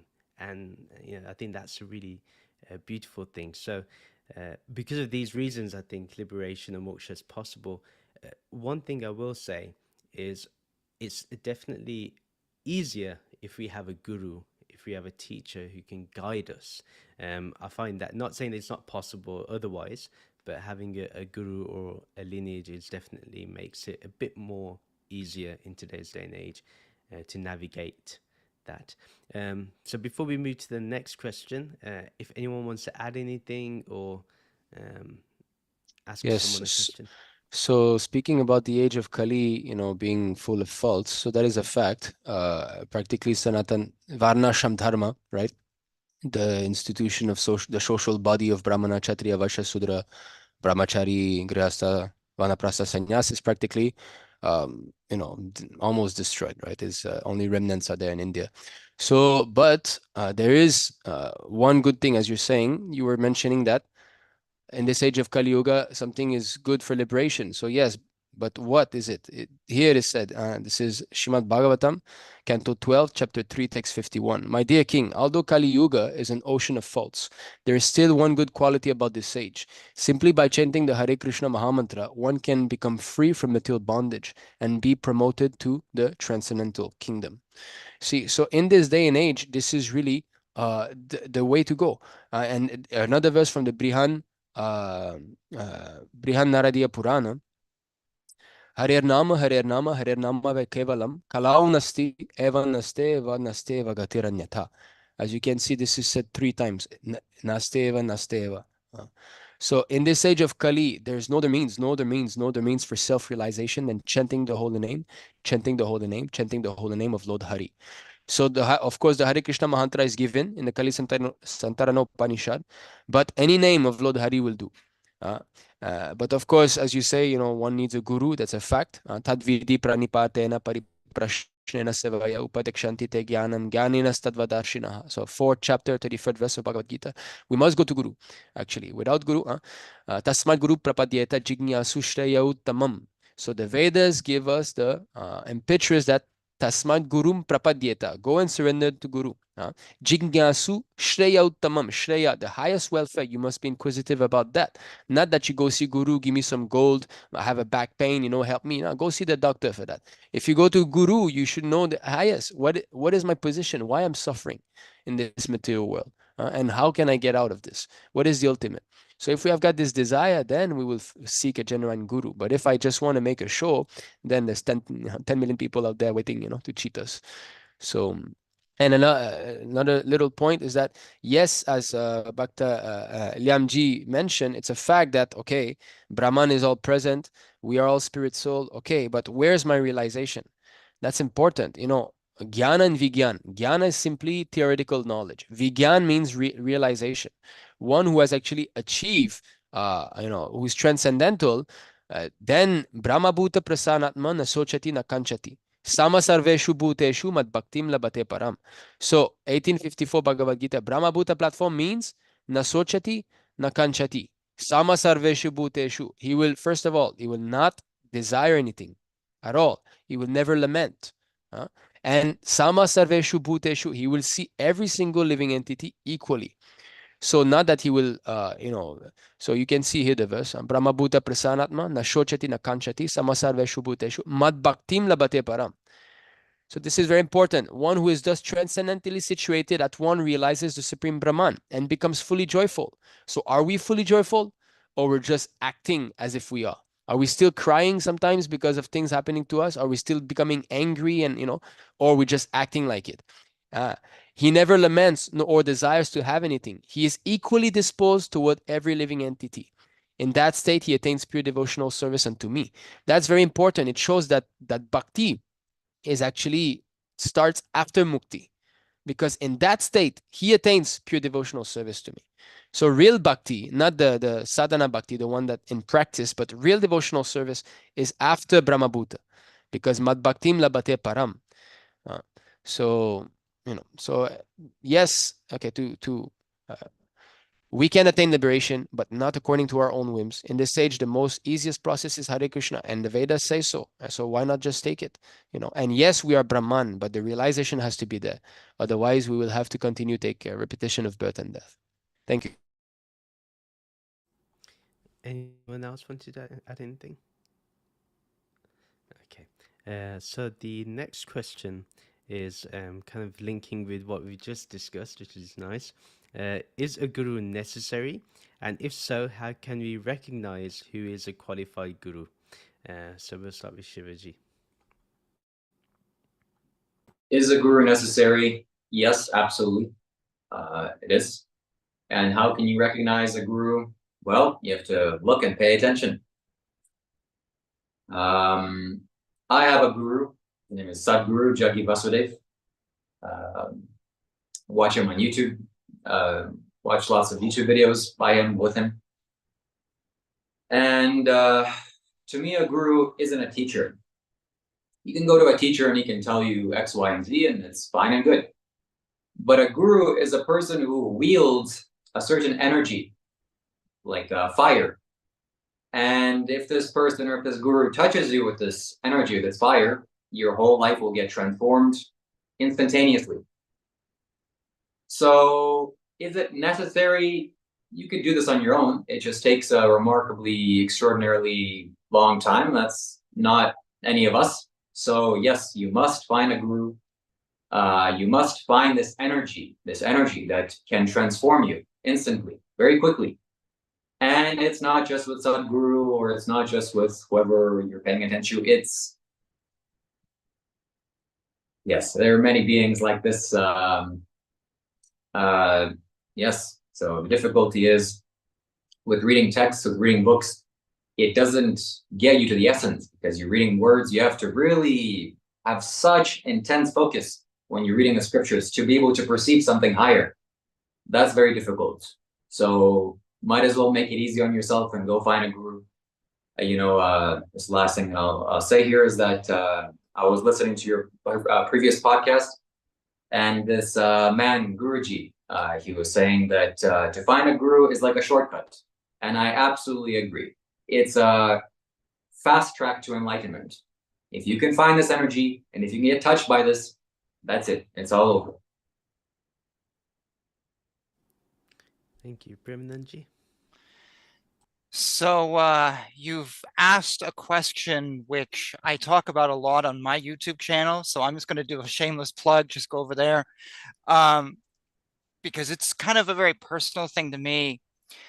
And I'll not make this too long, but I was a devotee, an official vow taken devotee of the very controversial guru Adidas Samraj. Some of you may know him, and I followed him for 3 years, and I had a ceremony and everything. And then I just was like, screw you. And I was done. I couldn't do it. And we won't discuss that. You can see my YouTube channel. But I'd never had a guru, and I was in a point in my life where I was like doing this and that, and I had been practicing Zen in San Francisco, and I'd been sitting in cathedrals in Krakow, Poland, and I was living in Japan at the time, going to temples and Shinto temples and Buddhist temples and studying stuff. And I came to this feeling of like, I'm stuck. I'm literally stuck. I know everything and nothing. I've read 100 books and I don't know anything. And I felt like I needed a guru. And then Adida appeared and just kind of was like, wow, I'd never felt anything like that in my life. And so is a guru necessary? I'm going to say yes, because a guru can get you from here to here. And you may not think that at the time. You may like, no, I don't need one, but trust me, it can be powerful. These days, I follow Sri Dharma Acharya of the International Sanatana Dharma Society, and he completely blew my mind apart and just was like, wow. And so, I really bow at his feet. He's amazing. But to the second question, who is a qualified guru? So I'm going to cite Sri Dharma Acharya, who often says that 98% of so-called spiritual gurus really aren't. And I'll go back to something Shiva Prabhu said about a guru has an energy about them and they change your life. And I think that's really an important thing of finding someone who has a positive energy and not a bad one. And there's so much I could say, but I'm really just going to keep this short and just go one more point. And that is, I think we throw the word guru around willy-nilly, but we should differentiate between these spiritually profound gurus like Sadhguru or whoever, and then others who are just good people or good teachers. They're not necessarily enlightened God men or whatever. And I personally think we need to be careful of how we use the word. Like, not everyone's a guru. Some people just might be a teacher. They just might be a good person. That's just me, though. That's just from my personal experience of being burned. But yeah, I think they're important, but I think we also have to be careful. So yeah, I'm just going to end there. Otherwise, we'll be here for days on end. Just go to my YouTube channel. All right. Thank you. Nimāi. Okay, so yes, guru is necessary. Again, I'm not speaking on my own. I'm not giving you my own opinion. I will show you what Krishna says, because I mean, is there another authority? Bhagavad Gita is recognized as the sacred book, right? For those who know the value of life, the Aryans, those who want to who accept Vedic culture. So I find myself speechless if I cannot speak from the Shastra. So this is Bhagavad Gita chapter 4 text 2. The supreme science was thus received through the chain of disciplic succession. So you can see him, evam parampara praptam. Okay. And the saintly kings understood it in that way. But in due course of time, the succession was broken, and therefore the science as it is appears to be lost. So 5,000 years ago, Krishna spoke Bhagavad Gita again to revive this science, this disciplic succession. And a little later, he says, here, 434, are you seeing this verse here, 434? Is this what? Okay, yeah. So tadvidhi pranipatena pariprashnena sevaya upadekshanti te jnanam jnaninas tadvadarshinaha. So just try to learn the truth by approaching a spiritual master. Inquire from him submissively. So submission, this is very important in Vedic culture. Why the Brahmanachari training is there in Vedic culture? To all learn to be humble, to know that we are nothing, So this is important in spiritual life. If we do not have humility and we think we're big shots and we can understand everything, then it's not going to go well for us. Then render service unto him. The self-realized souls can impart knowledge unto you because they have seen the truth. So imparting knowledge, that is the main business of a spiritual master. And where does knowledge come from? Knowledge must be from the Vedas. We cannot manufacture knowledge. Otherwise, what is the distinction between Sanatana Dharma and the Western philosophers?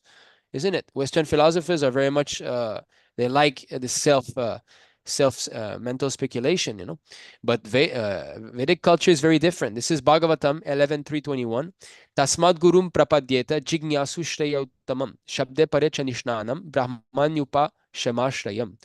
So, therefore, any person who seriously desires real happiness must seek a bona fide spiritual master and take shelter of him by initiation. The qualification of a bona fide guru is that he has realized the conclusions of the scriptures by deliberation and is able to convince others of these conclusions. So here you have, you were asking the qualification. Here it is. He has realized the conclusion of the scriptures. So if one says, I don't study the Vedas, I don't study Sanskrit because I don't want to be studying the Vedas, I don't want to alternate my own thinking, I've never studied Bhagavad Gita, how he can be real guru? It doesn't matter. It's not about the amount of people that follow such a person. If you want the amount of people, then you go, I don't know, go accept Beyonce as a guru, right? She's got more followers than any others. It's not about that. You have to see the quality. So has such guru, is he speaking on the strength of Shastra? Has he realized and is he capable of convincing others on the basis of Shastra? Such great personalities who have taken shelter of the Supreme Godhead, leaving aside all material consideration, should be understood to be bona fide spiritual masters. So they have surrendered to the Supreme Lord. Not that Krishna says something and I say something else. I go against Krishna. That is not guru. Guru is a proper representative of Bhagavan. If Krishna says something, for example, Krishna in 1865, he says, Man mana bhavan mad bhakto madhyaji mam namaskuru. You think about me, you offer obeisances to me. If I give a purport or I give a commentary, it's not to Krishna, the person, we have to bow down. It's to the inborn within Krishna. I try to twist the words like that. Then how I'm guru? I have to repeat 10%. So if Krishna says surrender to me, then you can cross over my material energy and I say, okay, you surrender to Krishna, then I'm representative of Krishna. But if I twist something and I change the words, I mean, it can be fun. I've got the ego trip going on, but it's not going to be any good, So, okay, that's my time. Thank you. Thank you. Lyam ji?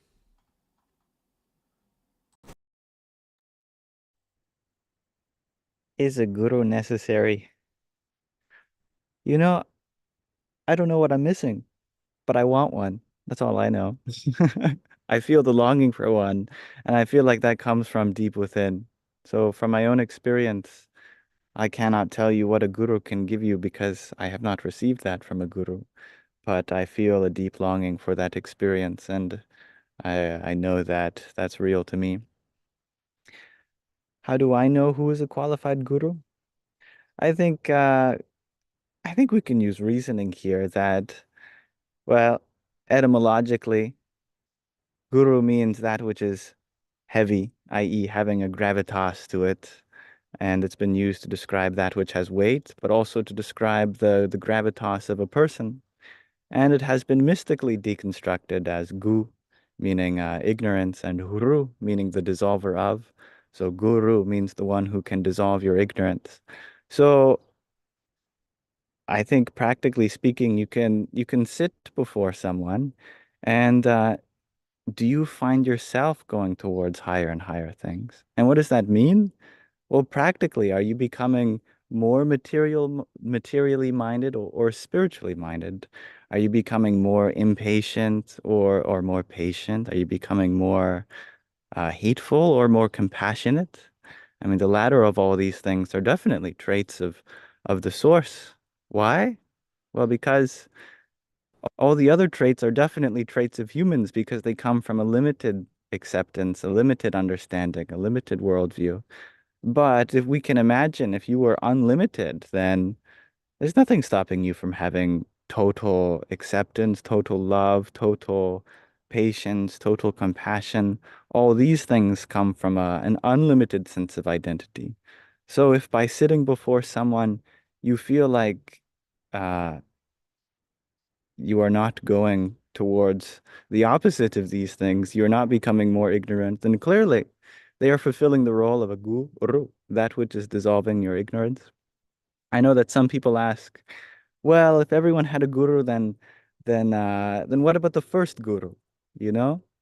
Didn't Clearly the chain has to stop there, but as Krishna says in Bhagavad Gita, the fourth chapter, I believe, that no, he taught it to Manu, the first person, through Vivasvan, the sun god.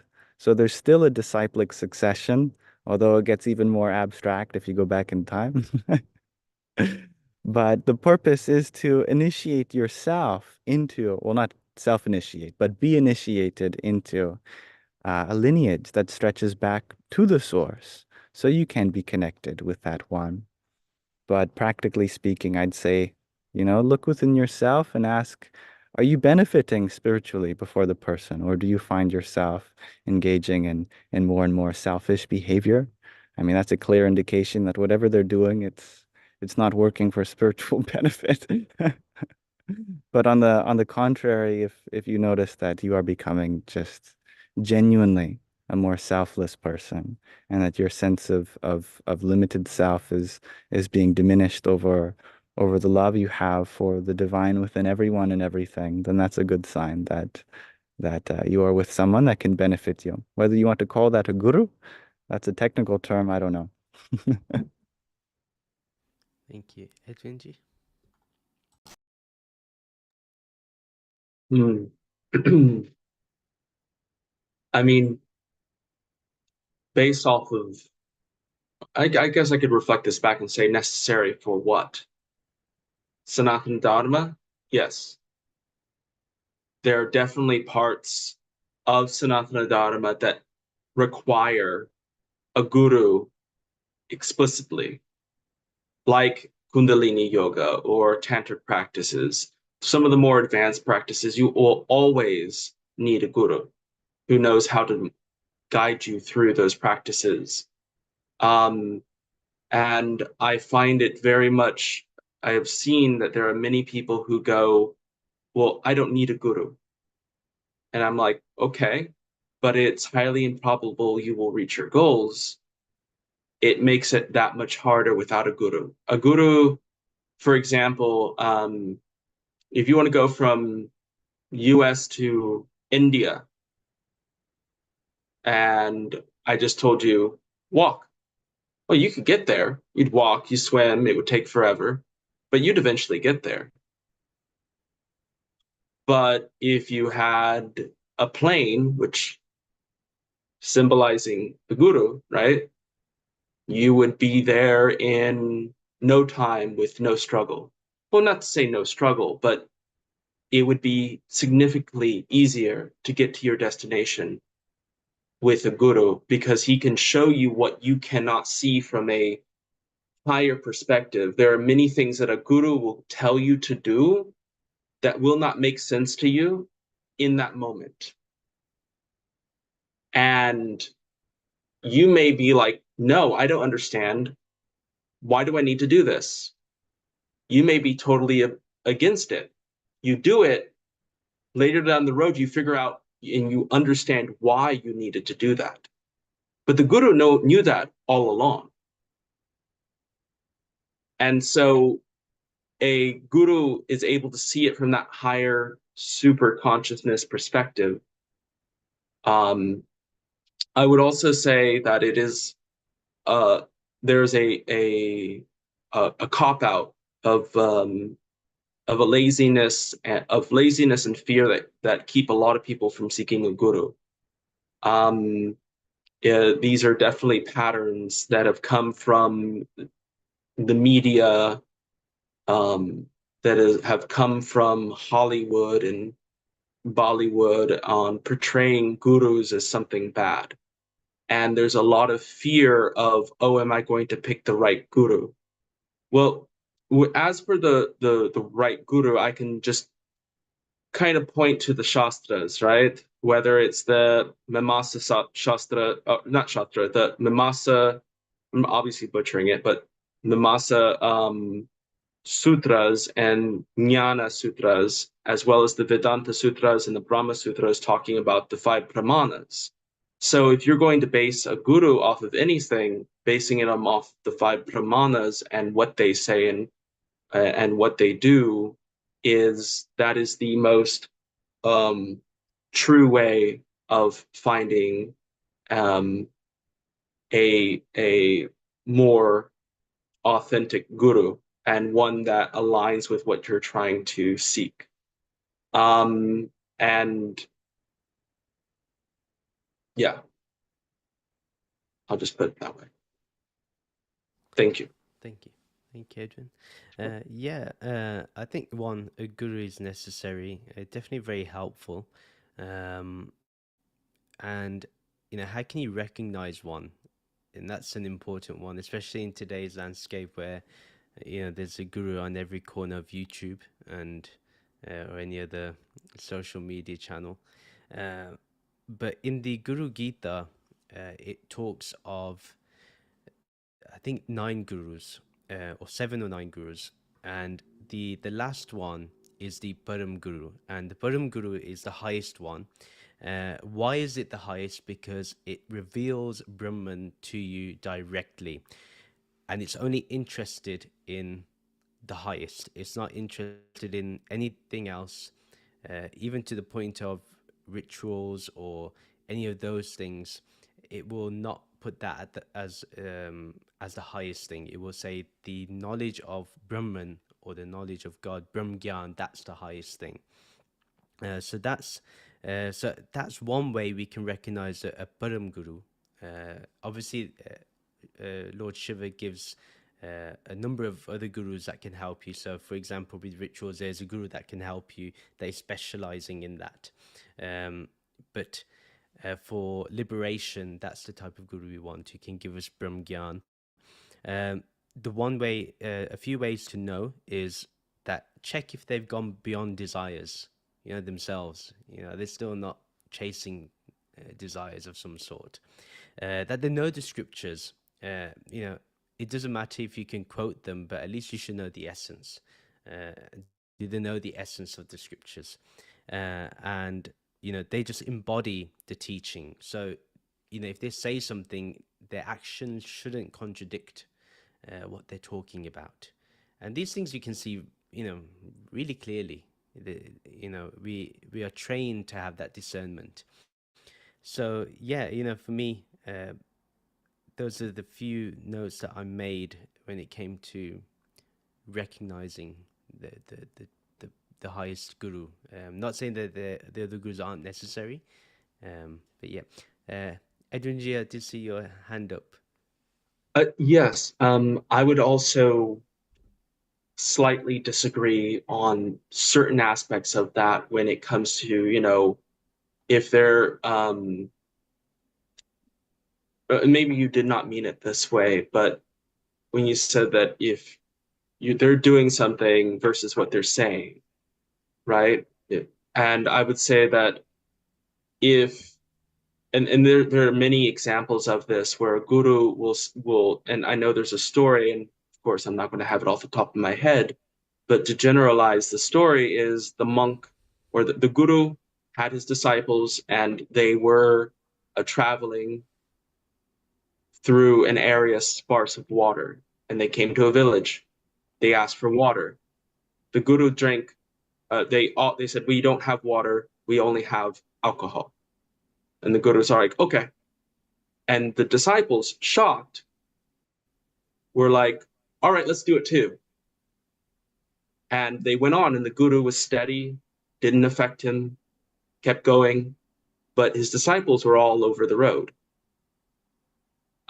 drunk, and they get to another town, and there's a blacksmith, and the guru asks, "Do you have any water to drink?" And the blacksmith says, "No, I do not." And the guru goes, pour me a glass, pour some of that molten iron into my mouth. I'm thirsty."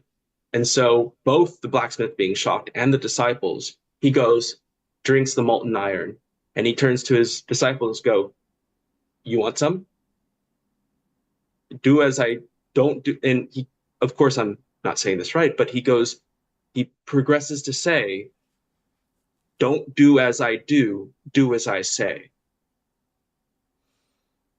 So depending on the guru, don't always do what they do what they say, right? They may do something different, but they're doing it from a higher state, right?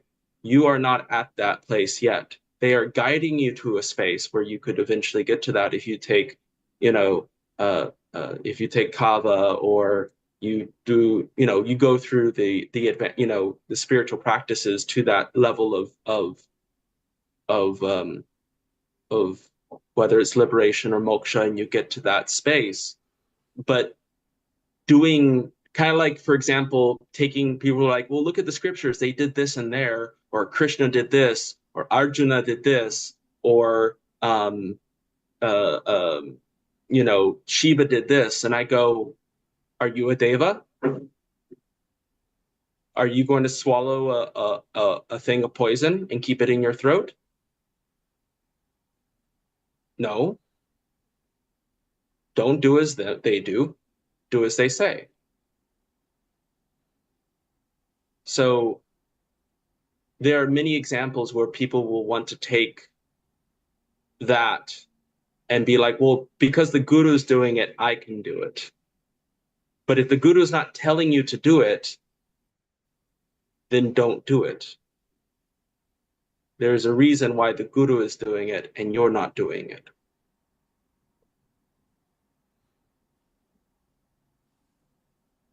Go, So Nimāi. yes, thank you very much. So yes, this story actually, if my memory is good, this is actually Adi Sankaracharya who did that. So, and that is a fact. So it's a fact that we have to do what the guru says and not try to imitate. And that is nicely spoken also in the Srimad Bhagavatam. This is Canto 10, chapter 33, verse 29 onwards. So it says, Shukadev Goswami said, the status of powerful controllers is not harmed by any apparently audacious transgression of morality we see in them. For they are just like fire, which devours everything fed into it and remains unpolluted. One who's not a great controller should never imitate the behavior of ruling personalities, even mentally. If out of foolishness an ordinary person does imitate such behavior, he will simply destroy himself, just as a person who is not Rudra would destroy himself if he tried to drink an ocean of poison. So just that's what he was speaking about, Edwin. So Edwin G. And these verses are quoted just before the intimate pastimes of Lord Krishna, which are very much misunderstood. A lot of people jump to that, and a lot of low-class men actually use this example to, well, have mundane sex with young girls in India, you know. So therefore, these verses are there to put a stop to that, at least those who are intelligent. So I'd like to just give a little comment about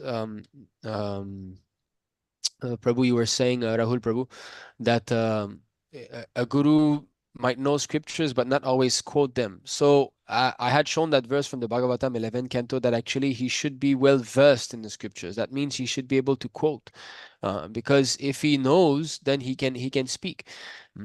And the other qualification of a guru is there in the Bhagavad Gita also. It is said, because there's two energy acting.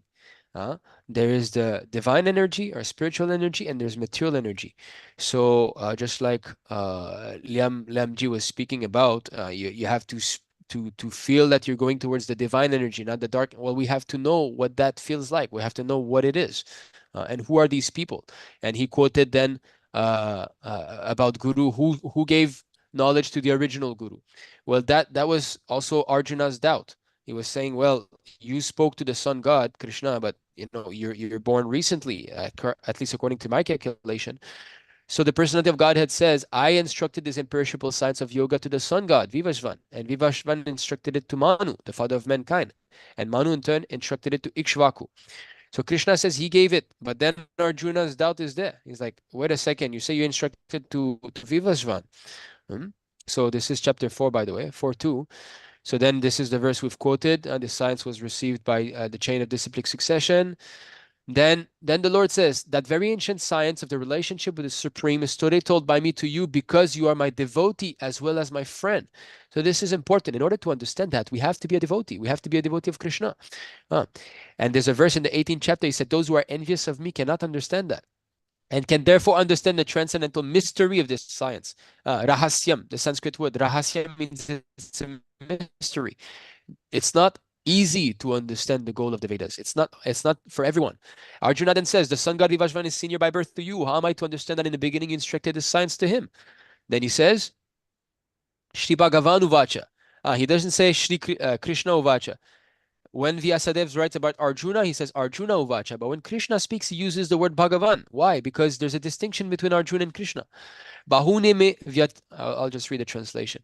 The personality of Godhead said, many, many births, both you and I have passed. I can remember all of them, but you cannot. So immediately there's a distinction between those two entities here. Are we remembering our past births? Many births? No, I'm certainly not. And I know that, people do not. So, but Krishna can remember. So there's a distinction between his and ours. Although you can say Krishna is Brahman, we're also Brahman. But immediately then there's a forgetful Brahman and there's one who can remember. So the Lord says, although I'm unborn and my transcendental body never deteriorates, and although I'm the Lord of all living entities, I still appear in every millennium in my original transcendental form. From his Atma Maya. So his appearance and disappearance is not like ours. Krishna does not come in this material world forced like we are. Then, of course, this famous verse, Yada Yada Hi Dharmasya, I come to reestablish religion. So this is why he's speaking the Bhagavad Gita. He wants to reestablish the proper. Then Paritranaya Sadhunam, and then again to 4.9 that he says, Janma Karma Chame Divyam. So it's Divyam. It's under the divine energy. So someone who represents Krishna's words, then he is a proper representative. But it's not, Tim, Tom, and Harry who know that. It's out of many thousands among men, one may endeavor for perfection. And of those who have achieved perfection, hardly one knows me in truth. This is 7.3. So Manushanam Sahasreshu, it's very rare. And then again, 7.19, he repeats the same thing almost. After many, many births and death, he who is actually knowledge surrenders unto me, knowing me to be the cause of all causes and all that is. Such a great soul is very rare. So we're speaking about Guru. Guru is a great soul. So what is the symptom? He has surrendered. Vasudeva Sarvamiti, Samahatma Sudurlabha. So we must search such a person who is actually, you know, genuinely in love with the Lord and who understands what the intricacies of bhakti. And then we can also have access into this realm. Okay, thank you. Does anyone else want to add anything? Go on, Yeah, I Premanand. wanted to oh, my After apologies, you, Limji, Premanand. we'll go to Premanand. Yeah. I love that story that Edwin G relates about Adi Shankaracharya. To me, this also points out that a guru is really beyond all the gunas.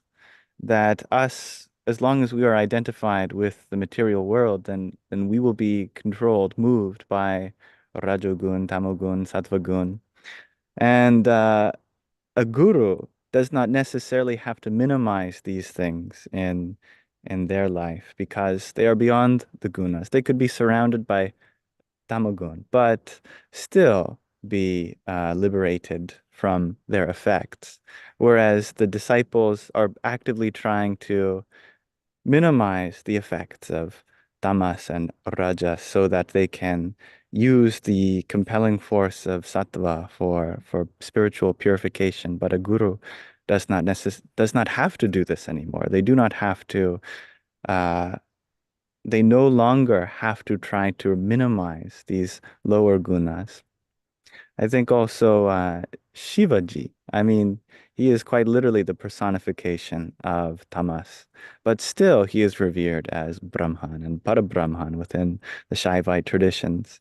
And there's a beautiful story of Parvati before she married him that people were asking, why do you look up to Shivaji, even though he is literally the abode of all negative qualities? And she said, well, if I am only attracted to what qualities they exemplify on the surface, then, you know, how would I be devoted to the light that's within? I'm paraphrasing, but I think it's also important that when judging a guru, that we do not judge them simply based on what they engage in, but a deeper kind of feeling, which is perhaps difficult to put into words, but we see beyond their human form, you could say, beyond their Mayic appearance, and look for the appearance of Paramatma within them, which is beyond all the gunas, which are very much prevalent, especially in this age of Kali.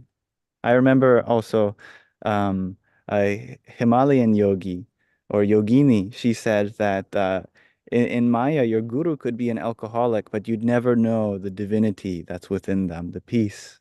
And that always stuck with me. Thank you, Premanand. So I have to say something here actually that I disagree with the last bit that the guru can be an alcoholic and he can be very advanced, because if I'm okay, the guru, it's a fact, a genuine guru is transcendental. Just like Lord Shiva, he is transcendental, there's no doubt. Although he is the master of Tamoguna, still he is transcendental to the three modes of material nature. And Dhira, he gives the example of who is Dhira. When Parvati once was approached by the demigods in order to beget the son to lead the demigods, so she came and she touched his genitals while he was meditating, and he was not disturbed. Now, who can do this? So that is the point. He is transcendental, but a guru will act properly in order to guide the general populace. If he's a drunkard, then he will be creating havoc because people will follow in his footsteps. You see, so therefore, when one acts as a guru and a guru has to accept disciples, he need to show by example. He cannot act like whimsically. Therefore, Krishna in Bhagavad Gita in the 3rd chapter, he says, kings such as Janaka attain perfection solely by performance of prescribed duties. Therefore, just for the sake of educating the people in general, you should perform your work. Whatever action a great man performs, common men follow. And whatever standards he sets by exemplary acts, all the world pursues. Then, O son of Prita, there's no work prescribed for me within all the 3 planetary systems, nor am I in want of anything, nor have I a need to obtain anything, and yet I'm engaged in prescribed duties. For if I fail to engage in carefully performing prescribed duties of Partha, certainly all men would follow my path. You see, and then he says that if he doesn't do that, all the worlds will be put into ruinations, because Krishna sets the primary example. When he came here, he acted as a grihasta, he had children and so on. He doesn't need to do that. but it's for the sake of teaching the people. And so a guru, if he knows, not if he knows, a guru should know, he is enlightened. He knows that these 4 things, meat eating, intoxication, gambling, and illicit sex, they are bad for the conditioned soul. These are effects of tamoguna. And if one wants to get release, he has to be sinless. That's a fact. He has two things: take the medicine and practice avoiding sins. So the medicine is chanting Hare Krishna, and the practice, we should try to refrain from these 4 things. And the more we take the medicine, the more we'll be able to follow these 4 principles. So a guru has to follow these 4 principles. There's no, going around it. If he comes and he's an alcoholic, then everybody will say, well, I'm also beyond the 3 modes, and I'll just get drunk and all. So that's a very, very dangerous and misleading statement. Of course, Adi Sankaracharya, he showed he wanted to teach his disciples. So some little things are there, like Shivaji, he drank the ocean of milk, of poison. But as far as regulations is concerned, even Lord Shiva gives proper regulations to his disciples. So in this way, we have to be very careful with this point, because then it's called imitation. I'm not beyond the 3 mode, and I imitate someone beyond the 3 mode, and I will just self-destruct. Thank you very much. Premanand, please. Wow, I think you got a great question here. I actually want to return to something you said, Rahul, and was hinted on by Nimāi ji.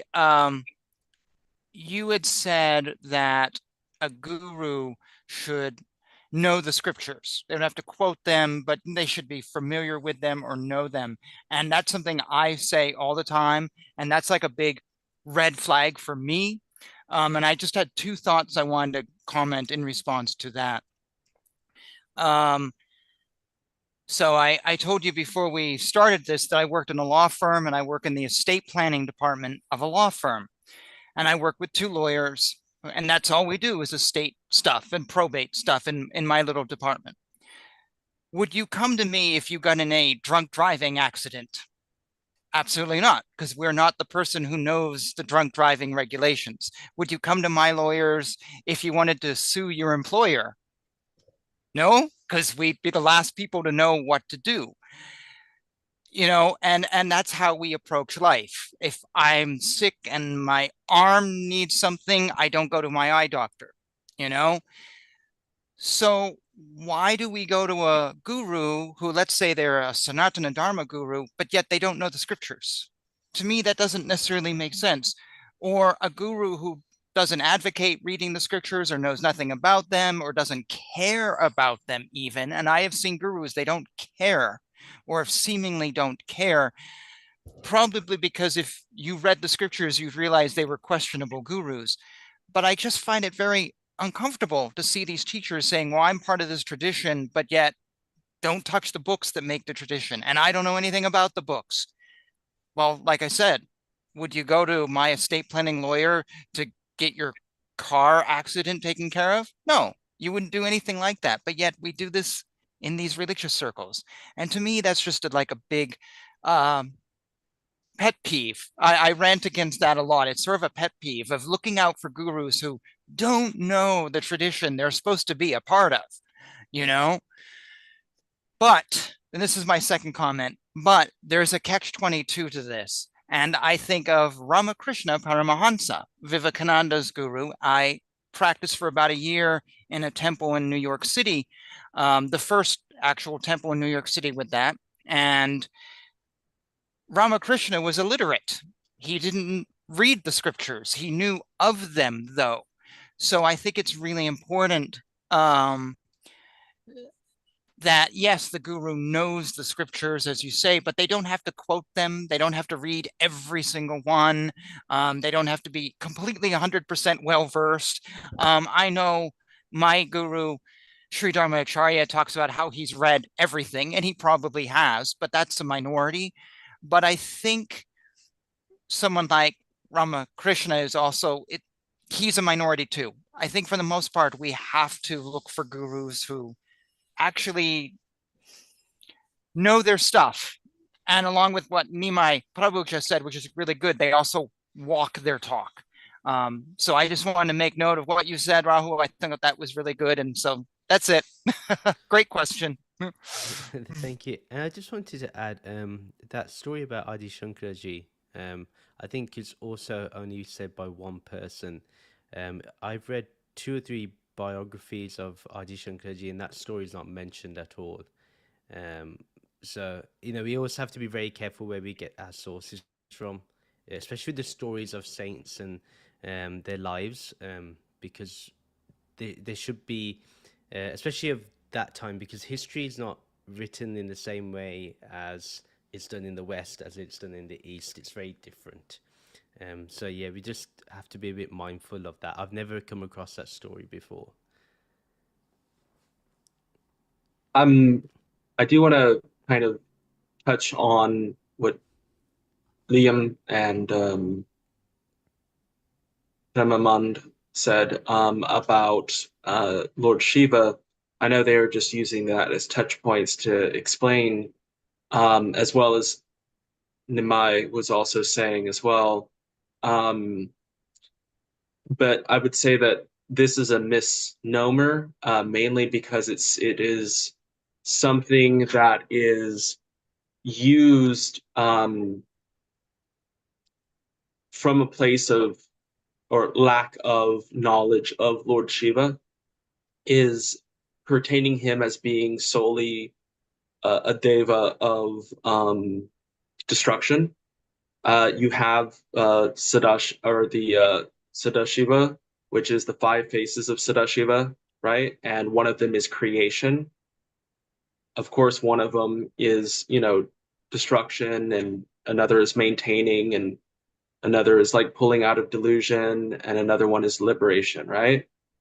But I would say that this is something that I'm well aware that a lot of people are not aware of, is that classifying him as specifically like personification of destruction and tapas, right? And there's a lot of demonization of Lord Shiva as well, where there is the aspect of like he's the deva of all evil, and in reality he's the destroyer of that, not the he is not the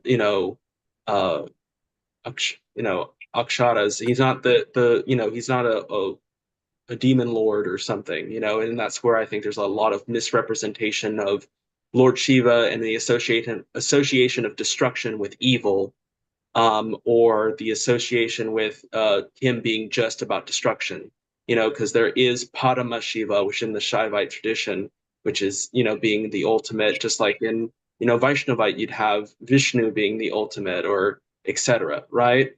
So I think this is something I just wanted to bring up because I'm not sure many people were or are aware of that aspect or those aspects of Lord Shiva. I think that's a really important point, that there's been history between the Vaishnavites and the Shaivites, and especially many Vaishnavites in history demonizing Shiva, but Shiva is certainly one with the very same source that Krishna represents, and Srila Prabhupada famously said that you could chant Om Namah Shivaya instead of the Mahamantra, but if you chant it with the same reverence and you understand that being to be the supreme being the same way that Krishna is, then your liberation is attained just the same. And as you mentioned, the 5 powers of Shiva include not just destruction, but maintenance and creation, but as well as the ability to realize oneself and hide one's true identity. But the destruction aspect is I think, famously mistranslated. It's rather a dissolution, because if whatever has that place, that ability to dissolve the entire existence, well, that is the very oblivion, the lap of creation as well, that which things arise from, persist through, but in this context, return to the same process, but just done in reverse. And whatever has the capacity to do any of these 2 things also has the capacity to do the third. But Shiva just is a personification of the oblivion from which all things arise from, persist through, and return to in this aspect. Okay, in just 10 seconds, I'll just say, Rahul Prabhu, what you said about the story of Adi Sankaracharya, you're right, you're correct. I had also heard that, and I never double checked where it was found in the scripture. So it's very much probable that this was invented. So just saying that you're 100% on this. And I just want to say also that actually Srila Prabhupada never mentioned that if you chant Om Namo Shivaya, you'll attain the same thing as Hare Krishna Mahamantra. He never said like that. But he did say that if you worship Lord Shiva properly, you are also advancing spiritually. Now, what this properly means, that will have to be maybe on another discussion. Thank you. Thank you. I think we are reaching the 2 hour mark, and we have 4 more questions. Maybe we'll do a part 2 to this, so we can, because it's already been 2 hours. And I think we've had a great discussion. If there's any, what we can do is, if anyone has any concluding remarks, if they can do that for a couple of minutes, just 1 or 2 minutes. And just before we do that, I want to give a huge shout out to Sky Guardian or Vinayji, who has arranged all this. You know, he's really great, and he does a lot of seva in getting people together, and I think that's wonderful. So just a huge shout out and a lot of love to him. So yes, we'll start like we did before with the questions. So Shivaji, if you can start. Yes, thank you very much, everyone, for this lovely discussion. I enjoyed this very much, and I learned a lot. Something I want to share with from personal experience is that if you chant Om Namah Shivaya, your life is going to get destroyed. Things are going to start falling apart around you very quickly and very fast, and that's very conducive for spiritual growth. So may that happen. If you wish for that to happen, chant Om Namah Shivaya and see what happens. And yes, that's it. Thank you very much, Rahul, for inviting me to the show. I look forward to part 2. If you want to know more about me, my YouTube channel is Shiva Kailash Shambho. Find me there. Thank you. Before we go to Premanand, yeah, everyone's channel will be in the video description after the when I upload this onto YouTube tomorrow. But yeah, everyone's channel will be there. Premanand. YouTube and TikTok, or just YouTube? Whatever. Well, YouTube, because I think it's easier for them to link onto that. But if you have Gotcha. only TikTok, I can do TikTok too. That's no problem. I do have YouTube, but I haven't done videos on it, like 1 or 2. But so I'd highly recommend the TikTok route. Sure. Premanand. So I'm just going to elaborate on what he just said. I would say come and check all of us out in our respective little spheres. Thank you for hosting this, Rahul. Your questions, it's been great. And thank you to all of you gentlemen for being a part of this. And I have no words of my own. I was expecting to sit here for another few hours, but I want to quote something that was said earlier by Lyam. You said, don't worry about liberation. And I just thought that was a really great thing. So for all of those of you listening, I'm just going to say, don't worry about it. If you want something to happen, it will. All of us here in our own way are your cheerleaders for spiritual growth, and your cheerleaders and teachers, if you want to be, see us like that. We're all here to help you and to help each other. And so I would say, check us out and reach out. And just a huge thank you to everybody. Om Namo Narayanaya. Thank you, Premanand. Nimāi. So thank you first of all for having us on the podcast. And so just to summarize a bit the Bhagavad Gita, in the beginning, Arjuna was confused. He could understand that he was suffering.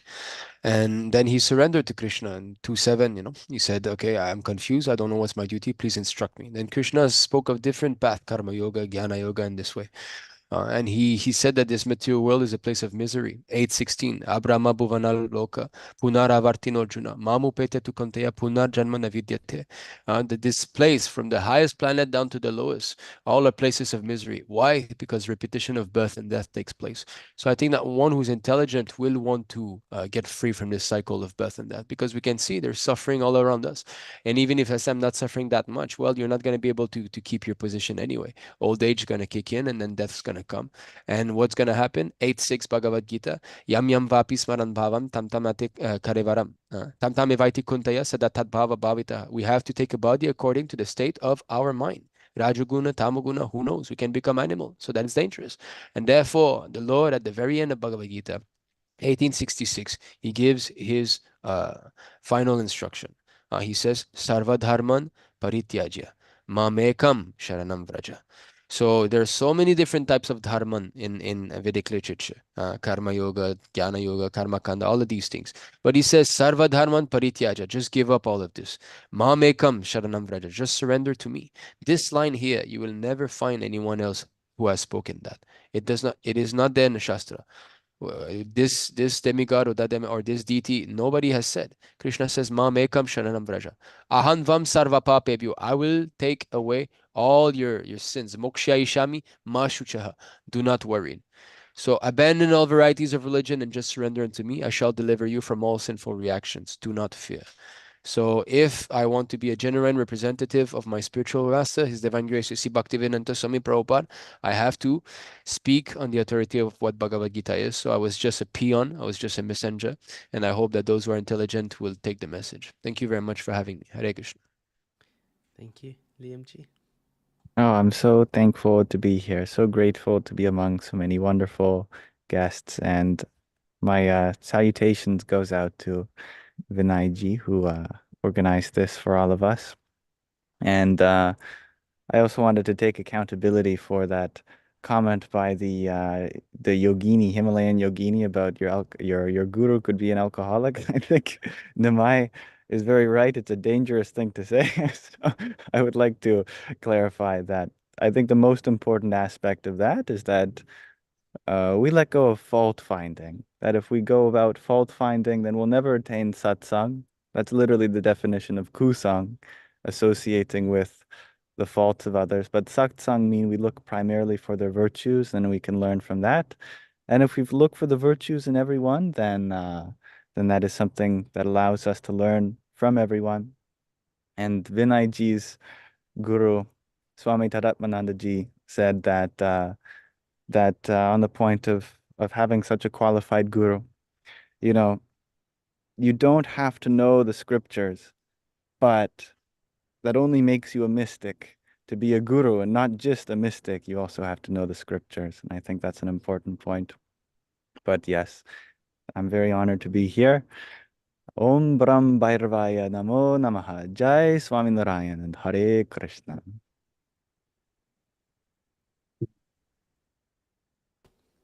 I also wanted to address Shiva Shambho. I understand where he was coming on about chanting Om Namah Shivaya. But at the same time, I also feel that itself, by saying it and labeling it as your life will fall apart, can itself be dangerous if not given proper context and explanation to those who are doing it, because it's much more than your life will fall apart, because that itself is a misconception, because what it's doing is you're actually shedding your old patterns and making way for new growth. But if you say your life is falling apart, that puts people into a fear pattern rather than them wanting to go deeper into understanding what it truly means.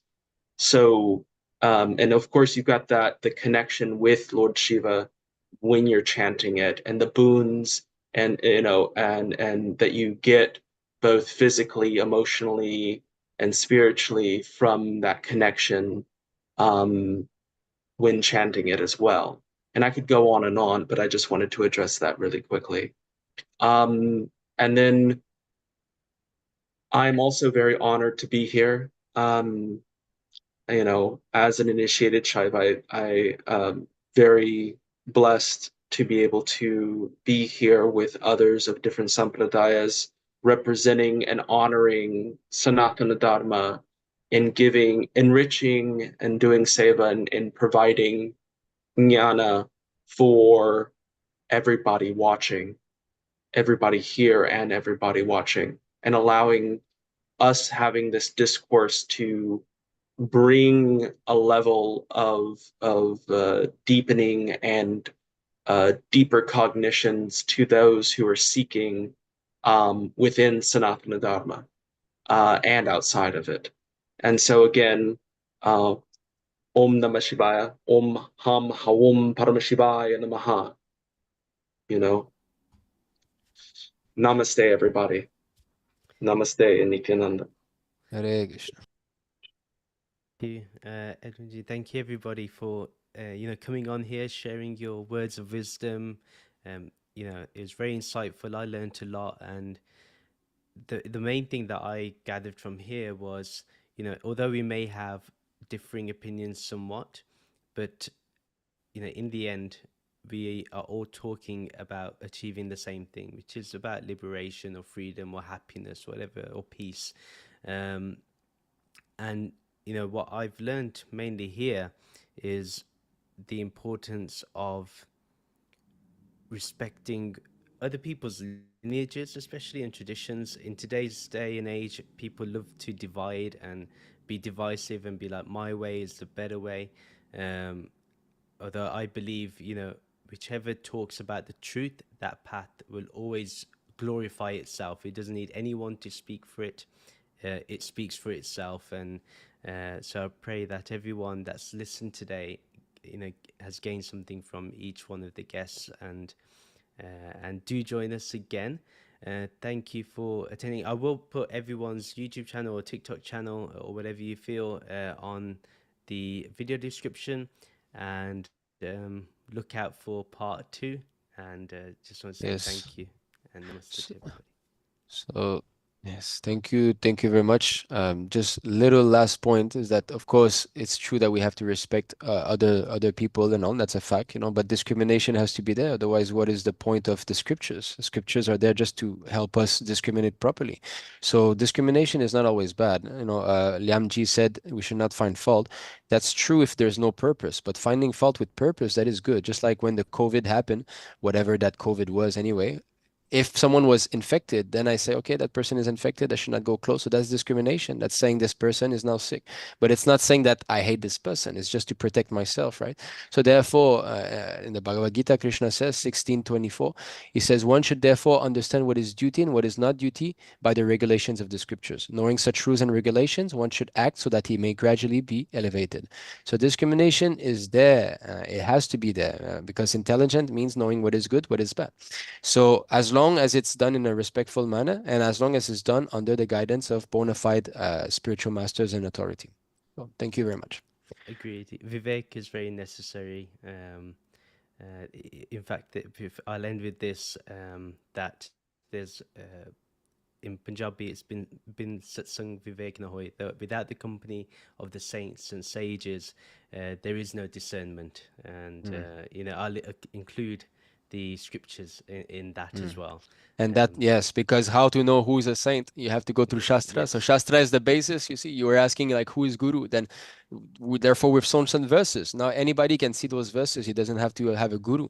He can see those verses. And now then, okay, he's got discrimination. Then, okay, I can choose who is the real Guru. So he has to study first. Without studying, how you will know? You want to go buy some strawberry, you need to know what strawberry look like in the first place, right? You need some preliminary knowledge. Correct. And the Shastra Pramanas would provide that. Yes, that's it. So thank you. Namaste to everybody. Thank you. Hare Krishna. Thank you.